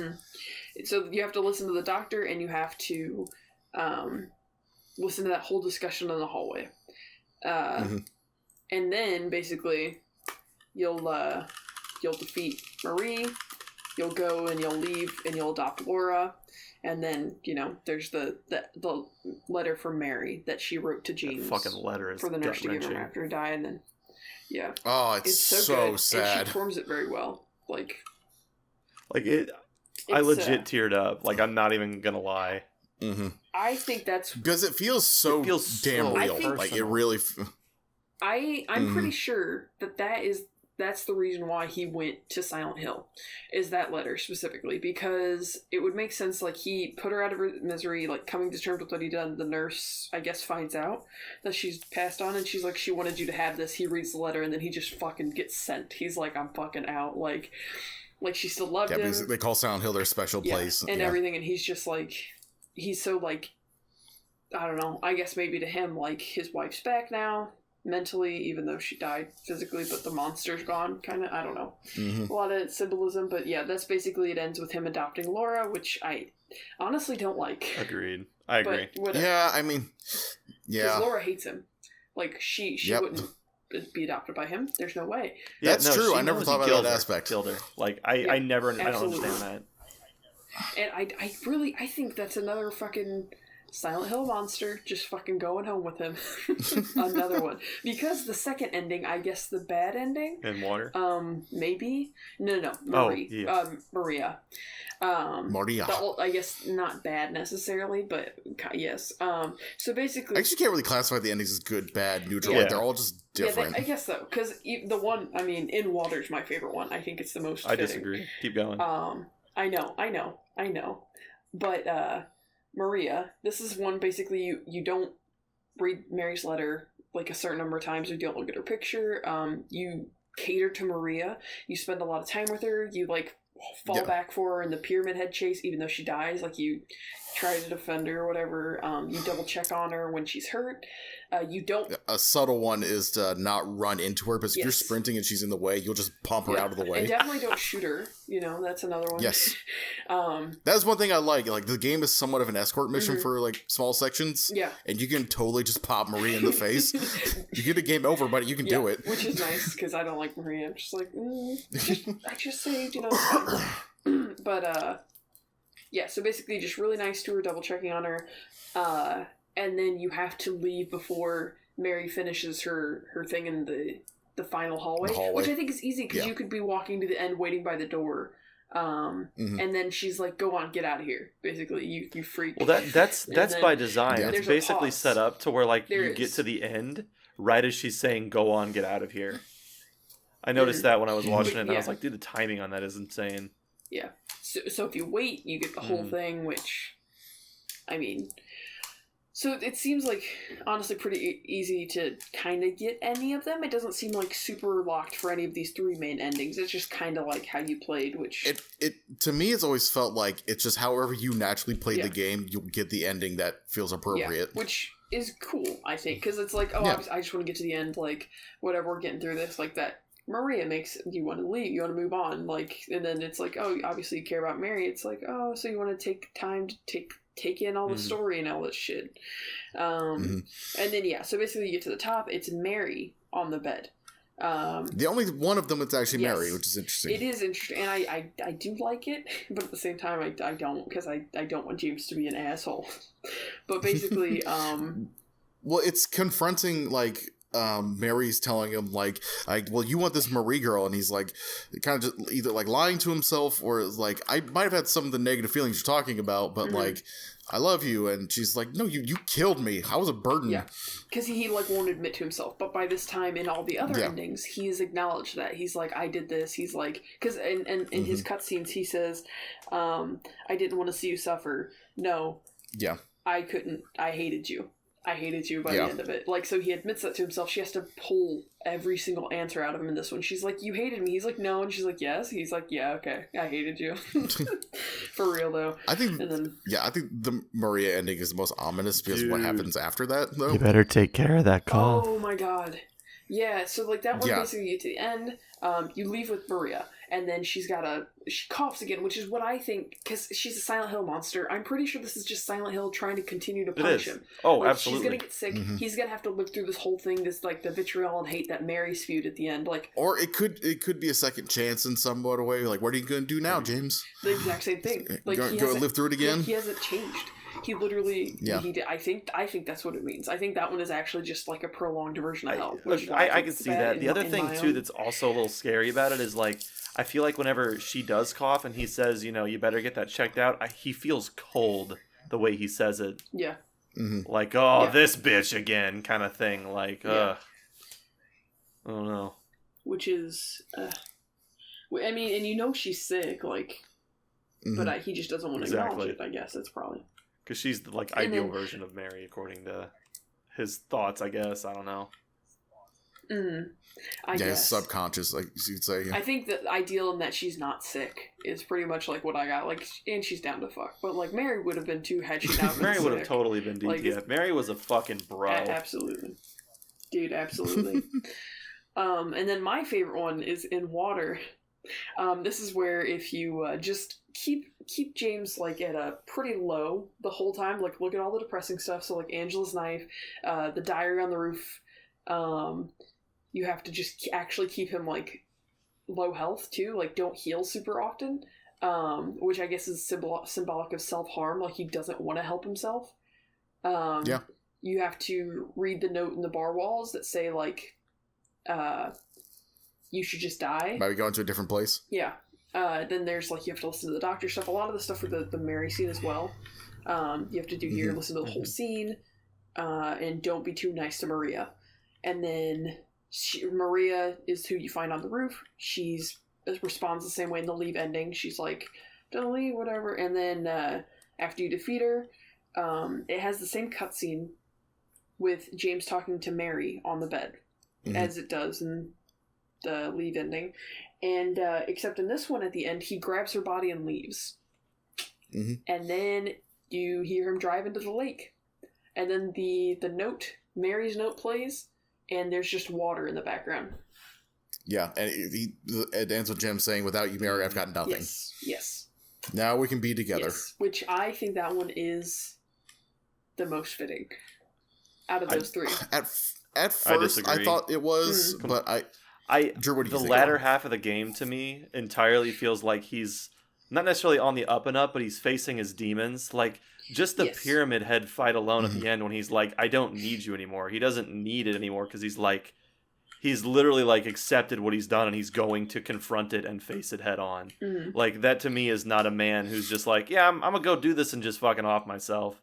That feels like the weird thing to do after coming all that distance. So that is literally the part that I'm like the most torn on it, but I just don't think the other two make sense. And I really think like if you remember at the beginning, like he doesn't give two fucks about himself. He's like, but that's what Silent Hill really does, right? Like you either overcome its trials or you succumb, and it doesn't feel like he succumbed to the trials. But I think the whole reason he went there is because Mary asked him to take her there. So I mean, regardless of if her body's in the trunk or not, I think he went there, and he's living this whole thing, and he's just like, I think the Pyramid Head thing is the only thing that stops it from being 100%. This is what I think happens. James fully went to Silent Hill planning to kill himself. I do, but I think that he overcame the. Sorry, go ahead. I was going to say, I feel you can make an argument for literally all the endings, and I think it's what's so fucking brilliant about it. They all make sense. Because, like, I feel... But if you look at it from, I guess, Erin's point of view, like, if you go through all the depressing stuff, James, like, comes to terms with he's a horrible person, and he is a murderer, and he tells Pyramid Heads, like, "I don't need you to punish me anymore, because I'm going to kill myself." Yeah, not even just that, necessarily, because I do think with the Pyramid Head thing, he's like, "I don't need you to do it, because I can... make decisions on my own. Like I don't need somebody else." That's how I interpreted that. But that Austin's way of putting it's also completely valid.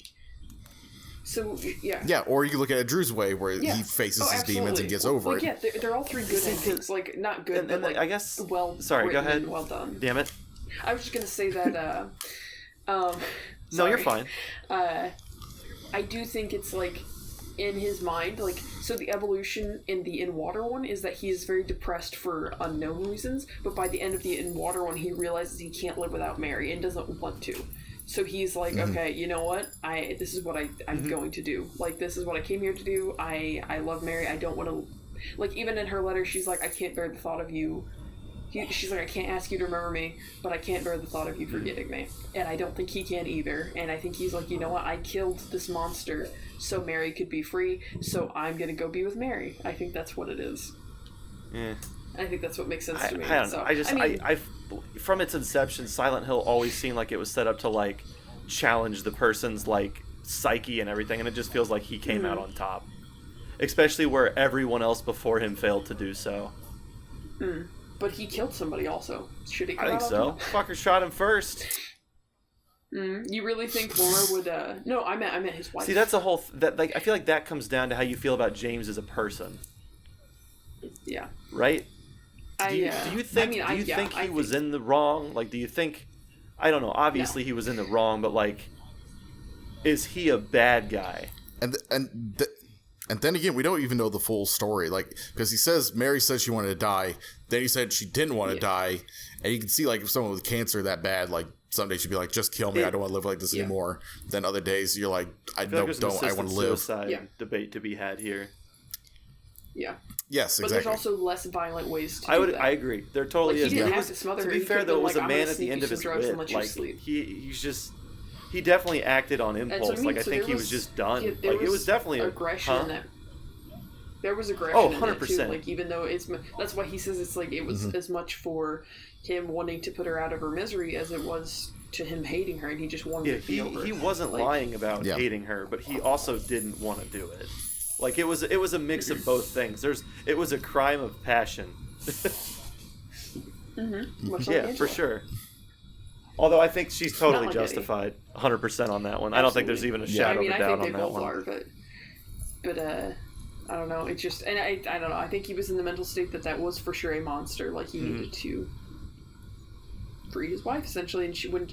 And I mean the body. I don't know the whole body in the trunk theory. I literally didn't even know that was a theory until you brought it up at the beginning of this. But I'm all in right now. Well, that's the thing. Why else at the in water one? The only because he's not carrying her body at the end of any of the other endings except for in water or the rebirth. Just kidding. So those are the two. But the thing that he's carrying the body, and I'm like, I think it kind of makes sense that he would be like, okay, well. The monster's dead, I'm going to take Mary, we're going to be together again. But that goes into the ending, right? So, like, here, let me ask you this. So, he picks up her body in that ending. Where are they during that? Are they at their house? No, it's like some weird space. Like they kind of just teleport to it. Because that's how I interpreted it, too. If that's the case, the body he has is literally just a Silent Hill monster. It's not her body. Yeah. He killed her in their house, and he could have her in her car, by all means. But he talked to her at the end of the game. No, he had to have been at the hospital when she died, because he wouldn't have got that letter otherwise. The letter at the very end. The nurse gave him that, he would not have gotten that. Yeah, after she died. Yeah. Which means he had to be at the hospital when she died. Actually, now that you say that, that doesn't make a whole lot of sense, because he killed her when they were at their house, right? Well... Because that's what the video showed, right? The bed was different. Well, it was a bed. It could have been like a hospice center. The letter says that the doctor says I can have a short trip home. So maybe, presumably, that's when he did it. Yeah. And then maybe he called the doctor, and then they sent him the letter, and he just had that body cooking for a couple days before he's like, you know what? It could have been. Or maybe he killed her in the hospital. I don't know. Yeah. Or maybe the body's just at home. Could be. At the end of the day, if she had like a disease, and I mean, you see her, she's fucking dilapidated. All he has to do is just be like, yeah, no, she died, and they're not going to question that she got suffocated. Like, he's going to get off scot-free for it. It's just a matter in how you... Yeah, it's like she drowned in her own fluids. Like she drowned in her own fluids, man. I don't tell you. Ugh. So, which one is your favorite, Austin? Or which one do you think makes the most sense? I go back and forth between Leave and In Water because I feel like Drew, like on Drew's side, like I do believe like him standing up to Pyramid Head, like he does like a lot of standing up to his demons and stuff like that. But then on the other hand, he is a murderer, so I don't feel like him to get the somewhat happy ending of leaving and living his life out of the way. I just don't think it makes sense. I mean, if they took the lore bit out of that, I'd be like, okay, well, the lore bit kills it a little for me. Yeah, just like the Pyramid Head kills it for mine. Well, the other thing on yours, too, you can make a good argument that the Pyramid Heads killing themselves is symbolic of James wanting still to kill himself. That's true. Yeah. That's true. Those of the base endings, I favor more In Water. Shit. But of the extra endings, I kind of think Rebirth is my favorite. Oh, where ending. he like Rebirth brings her back. Good. Yeah, so I guess we can talk about that one next. New Game Plus, when you play through it again, like 4 items are spread throughout the story, and you have to pick them up, and if you just have them in your inventory when you beat the game, it auto-triggers the Rebirth ending, where James talks about, like, there are ancient powers in this town, and he rows Mary's body out to some island in the middle of the lake, and is presumably doing some kind of ritual to bring her back to life. Which I think is interesting. So if you notice, like, that cutscene gets longer, so like with the Leave and the Maria, it's that cutscene. Well, does Maria even have him talking to her in the bed? I don't think so, does it? Okay, no. so in my mind, I'm like, okay, well, that means Maria's probably the least accurate. Then Leave is kind of accurate, like on how his headspace is, because you get that scene. In the in-water scene, you see him take the body, but there's nothing after that. In the rebirth scene, you see all of that. So you see him talking to her in the bed, you see him grab the body, and then you see him take her to a boat. So I'm like, I wonder if that's like hinting at like this is like kind of the true ending, but not. It's just like not the true ending, right? But it kind of is. They're not like confirming or denying. The thing anything, is, though, like, you know the endings are based upon what you do. So like, just because he grabs it in one ending doesn't, just because that extra detail there doesn't invalidate any of the other endings, though. No, I'm not saying. No, I know. Like, I wonder, because I think it's just like adding more to that ending scene. No, I agree. To Rebirth. And it just, there's been like, I think the one piece of evidence that like it hints to in water being canon, if you want to call it that, is that in Silent Hill 4, it's mentioned that James' dad runs the building that the main character lives in, and talks about how his son went missing at Silent Hill. They've never seen him since. So it could imply that he did do the in-water ending, or that he just never came back afterwards. Or that he did the rebirth ending. Like, that's the thing. These like the sequels are usually like nothing to do with each other. It's not that they just try to leave it open-ended, but leaving it open-ended in that way kind of... I don't know. I mean, any way you do it, like he's... Because the Leave ending, he would come back, probably. He would adopt her and then head back home, but any of the other ones he wouldn't. Like Maria, even, he'd probably just leave, like, clueless and confused as he always has been. Well, it could also be something like, so if we're going to, like, talk about Silent Hill 4, because I don't know it, how long after Silent Hill 2 does that take place? I mean, because theoretically, it could be happening simultaneously, no? I mean, so, like, it really could. Like, if you look at it that way, I mean, fuck, James could have took off 2 days ago. Maybe they live in Philadelphia, and Silent Hill's in fucking, you know, California. He might just be driving there still. Shit. That body's getting real stank thin in the back of that car. I don't like that. Unless the game explicitly tells you that detail, I'm gonna call bullshit on that. Yeah, I'm not a fan of the body and trunk either. It does fit, and it makes a lot of sense, but like people legit, and because I saw this too, and I was looking into it, people legit think that that's a canon fact, and it's 100% not. Oh no, it's not. It's fan speculation. I do like this speculation though, because I do like the idea of him like taking her body to the lake and being like, "We're gonna be together forever, right?" And then just driving to the lake with her, and then it does make a lot of sense, and you can't see into his car. So like there's a lot of stuff for it, but like unless explicitly states it, I'm gonna call shenanigans on that.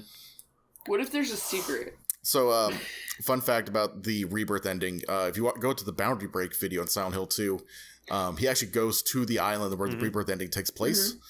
It's not very like modeled, not very detailed, but it's got like a little cathedral on it, and even points out, if you look at the main map of Silent Hill, like in the middle of Toluca Lake is an island, so it's on the map. That is cool.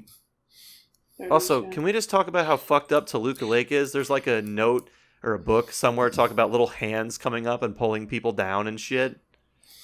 Well, because apparently and like this dude's just out there fucking just following the light. What to do? Like, oh god, what horrors lie beneath him in the water? Yeah, like tons of bodies, because that boat's fucking. Well, that's also a cool detail. Like when you're underground in the historical society, you hear the foghorn of that. Oh yeah, yeah. You know, fucking dead, which is terrifying. And like it also implies like this weird hospital. It's also like a weird hospital prison. This is based off like the Civil War. There's like some painting in an office. Yeah, just like literally all the shit that could go wrong. It's like pick your poison. Silent Hill. It's like we'll just take them all. Yeah, basically. One of them's got to be not poison, right? And they're like, no, that's not. Okay, that's not how it works. Okay. Yeah, so then Silent Hill 2 also has the 2 gag endings. The UFO ending, which is actually a continuation of the Silent Hill 1 UFO ending. There's a where Harry Mason. I didn't know that.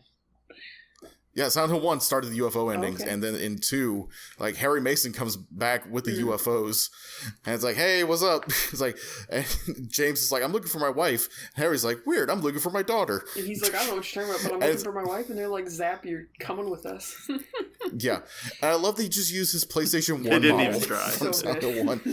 It is great. Yeah, it's great. It's such a goof gag. I love it. How does that ending work in the first one? Do they just abduct him? Yeah, basically. Okay. You have to collect some weird item and like use it at a very specific spot. And It also continues into 3. Oh my god! What if if they make a new Silent Hill game? There's got to be like a combo with like literally the PS1, PS2, PS3 models of these characters getting abducted and just showing up in the game would be somewhere. amazing. Like, what the fuck were we doing? Yeah, that would be amazing. Like literally PS5 graphics with a PS1 model. I don't know if it'll work. I hope they keep it to pixel scale. Yes. so he's like 3 inches tall. Yeah. Silent Hill 1, the UFO ending, aliens come out of nowhere and abduct Harry Mason, and it just ends. It makes no sense. I love that. That's and great. He assists with the next one, so he's got to know some secrets, right? Yeah. So is it James and Harry then on the third one? Sorry? Is it James and Harry come with in the third one as well, in the third Silent Hill? I believe it was just Harry, but let me double check. Harry's just collected them all for him. He's been assimilated. Silent Hill 3 is actually... Silent Hill 3 is the weirdest because it's like hand-drawn, like a comic style. Yeah, James is there. They are collected. That's the canon ending. Yes. Yeah. It ties all the games together. It does. I'm going to paste in Discord. That's the you guys can watch it later if you want. Okay, sweet. And then we have to talk about but every time I scroll through Discord and see that Headless Horseman's mount, I just get real excited. Anyway. Dog ending, best ending ever. So, I have a little theory. It's not... God, a video just started playing in my headset, sorry. So, okay, you should talk about it first, and then I'll tell you my little theory. Dog ending, a funny story about it, in the original walkthrough that was made for Silent Hill 2, told you how to get the dog ending, but didn't describe what it was. It was like, you guys have to see this for yourself. You're not gonna fucking believe it, so right? It's Guy Seehee speaking in Japanese, and subtitled, and he's like, it was all your work. Wait, it was actually him talking in Japanese? It's not just like... I don't know. No, it's him speaking. What I've heard is him speaking Japanese, and it's just a dog at a control console moving levers and pushing buttons. But even better than that is the end credits with the stupid song like bark bark bark bark bark bark bark bark bark bark. Yes, and like, have you watched the ending? Like some shit Toby Fox would do. Absolutely. I've seen it twice. Yeah, and like they just make the character models just do dumb shit, like just pose and like there's everyone's vomiting. The one at the end with James with his shirt off and he's like buff as fuck. Yes. Yeah. And then they have the one with Maria and her like lingerie bra or whatever, and then do the weird moan.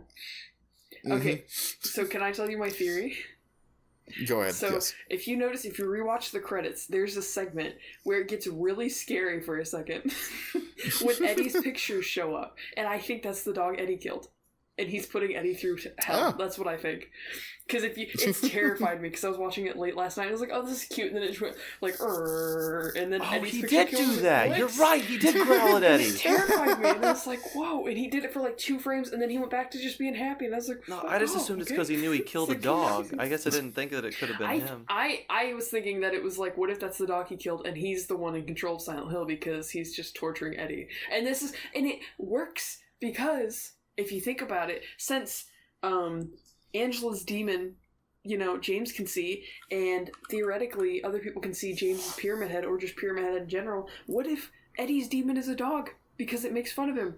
And that's literally, he just happens to stumble across it, and that's just Eddie's demon that he ran into.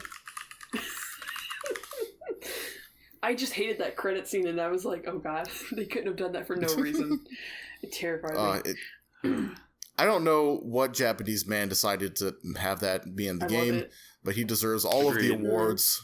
There's the award for best man. I'm gonna take that as canon as well. Just add it on to whatever ending James gets. But... Oh, Drew, you posted the same image I was just looking up. James from the TSM magazine. Yes, I love that funny image. Is that a Liefeld drawing? I got a question for you, and this is part of it that we kind of glossed over, just so we could get to the endings. Does anybody think that Angela made it out of Silent Hill? Or do you think that she's 100% dead, walked up the stairs, killed herself? I think so, I would guess kill herself or died in some way. She took the knife back. No, she asked for it back, but James refused to give it to her. Okay. So, I was thinking about it, and I was like, there's enough plausible deniability to where she could have got away, because Silent Hill's fucking weird, but like to her perspective, she walked up the stairs in a building that is just on fire. Yeah, it's on fire all the time. Which is kind of hilarious because you walk back the door you came in and then you're just knee deep in water again. So, like, I don't know. Yeah. Which apparently that whole segment's supposed to be symbolic of the in water ending. Because like the whole hotel is like, because James originally like it lends the idea that James came there to kill himself. So like after he finds out he kills Mary, like you start to notice that like the idea is that the facade that he was holding up is gone. So like whereas before a lot of the walls looked like somebody was trying to like rebuild or like hide a lot of the debris, everything's just falling apart. The roof is leaking, and as you gradually go down, you get deeper and deeper and deeper in water. Well, from what I've heard, like I don't know if there's a note or something that points it out, but like the hotel caught fire and like that's a sprinkler system and it's just abandoned, so now like it's just filled with water and like no one's gonna do anything about it. Explanation more. Yep, that is cooler though. Oh shit! So, and I was looking back up. We got it. And then like this is question 12, the final one. Y'all just want to gush on some cool shit? The game is just great. From like, I don't know if like that never really feels like it lulls or like drags any part. It's just it's really well paced as well. I mean, and it's not a very long game it's really either. not. Oh no, it's probably 8-10 hours if you know depending on how fast you get through that it. playthrough I watched was hardly 4 hours. Like, it's a quick experience. Yeah. So, yeah, I was gonna say I did have one last little question about what the fuck does Mary or Maria turn into on the roof? Like, it's a weird nun nurse. I know, it's got like weird nun. And I don't know if that's supposed to be symbolic of, because I didn't watch the first game. Is there a nun in the first game? Some sort of cultist with a hood on or anything? Nothing? There's a woman in like kind of like Mother Teresa kind of look, but it's not nunny at all. I'm just trying to think. I was like, is it tied to that? Is it just like... I don't know if it's supposed to be like her head meshed with a pillow or something, or... That would have been cool if they gave her a fucking pillow with a face coming out of it. That would have actually been cool. Too many bed-based enemies. You had the weird bed daddy dude, the second boss, and then the final boss is also just a fucking bed. Yeah. Well, not really that one, but still. Yeah. So I think the little abstract daddies are supposed to be like her brother representing, but I don't know if that's true or not. Maybe her brother made her call. I'm not going to stop on that one. Just going to cut that one right now. Yep. Here, let me see. Yeah, it's weird, but she's also doing like kind of an upside down T-pose, and I don't know. Like, here, I'll link the image I'm looking at right now. But like, I don't get like a very strong sense of like that design, but I'll say like besides that, like the endings are great, but I would say the boss battle is kind of falls on its face a little bit. I don't think it needed a boss battle. I think it could have been as simple as like him fighting with whoever's up there, them getting like super sick, just spitting, like being absolutely terrible to him, like calling him names and shit, and then you just have to smother him to death. Like that's it, and then he leaves, and that's the final boss battle felt like it could have just been absent, and they could have just had the cutscene, and then somehow got the person to end up in bed, and then he kills them, and that could have been it. Well, that's what I mean. Like Mary's already in the bed. Like, she's just laying there. So, I mean, they could have, like, as easily thrown in, like, a coughing fit. And then him just, like, walk up and just... That's not actually the image. If you click on the link, it's, like, the fourth image. It's, like, you scroll down a little bit, there's an image that says close-up of her face, and that's what I was looking at. Okay. Thanks, I hate it. Interesting. It's like you can't even make anything out of it. Yeah, it feels just very, like, not focused, I guess. Yeah, like, I don't know, that the final boss fight leaves some stuff to be desired. Yeah. But like if that's the worst thing in the game, that's not too bad. Yeah, I just don't think it should have been a combat based final boss. Yeah, totally agree.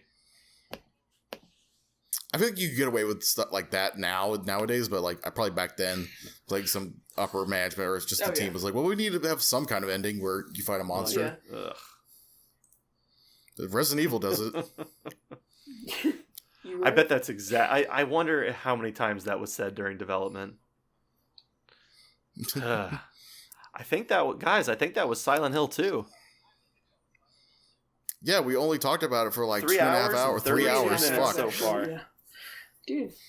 Whew. I was not expecting that long. I expected 2.5. I didn't expect 3. But I mean, this is the first episode. Yeah. Jesus. I mean, I'm fine with it. I mean, we got to talk about Symphony of the Night next week, and that's gonna be. You guys talk too fucking much. You know what? Hey, that's fair. Thanks. I'm just glad it wasn't like 30 minutes and then we're done. That's what I was worried about. Oh, cancel recording. Don't delete. I lost my audio. So God. Please. Wait, we gotta have an outro now too, by the way, I guess. We gotta be like, hey, okay, well, thanks for, Oh, yeah, we're still figuring this shit out. It's a work in progress. Sorry. So is the name officially, it's gone now? We're vague. Are we doing vague and funny, or are we going with it's gone now? I'm just gonna be super edgy. I still really like It's Gone Now, but I really don't care. I do too. I mean, we can continue to discuss after the recording. I guess, if anybody's listening, you'll see in the title what we went with. This is a surprise for you. Wait till you see which one it is. You won't even realize it's a surprise until it's 3 hours into the podcast. You won't know. 3 hours, 33 minutes, and oh shit, we missed the 32 seconds. Okay. That's okay though. All right, well. Okay, so I guess next week hopefully next Friday, I assume. Well, this isn't probably going to go up on Friday because we're filming it now, so it'll probably be up sometime tomorrow because we still got to make a thumbnail and a video thing for it. Thumbnail. Yeah, I can make something tomorrow. Baller. If we decide on a name, but yeah. So for now, we'll see you next time. Whenever next time is for Castlevania Symphony of the Goddamn Night, the greatest of the night. We have to get it out before end of October. We do. It'll be before the end of October. What about Castlemania? Castlemania, that's got to be a thing, right? Is that? Oh, let's look it up. Oh, you mean for our name? New podcast coming soon. Lost in the Castle. Castlemania doesn't seem like it is. I like Castlemania, but I mean, I don't know. Should we just change the name of the podcast every time? Like this is Silent Hill, so we'll call it It's Gone Now. Next time it'll be Castlemania. Yeah, let's do that. That sounds like a great way to do it. Yeah, of course. Okay, well, I guess we'll see you guys next time. Boy. Stop recording.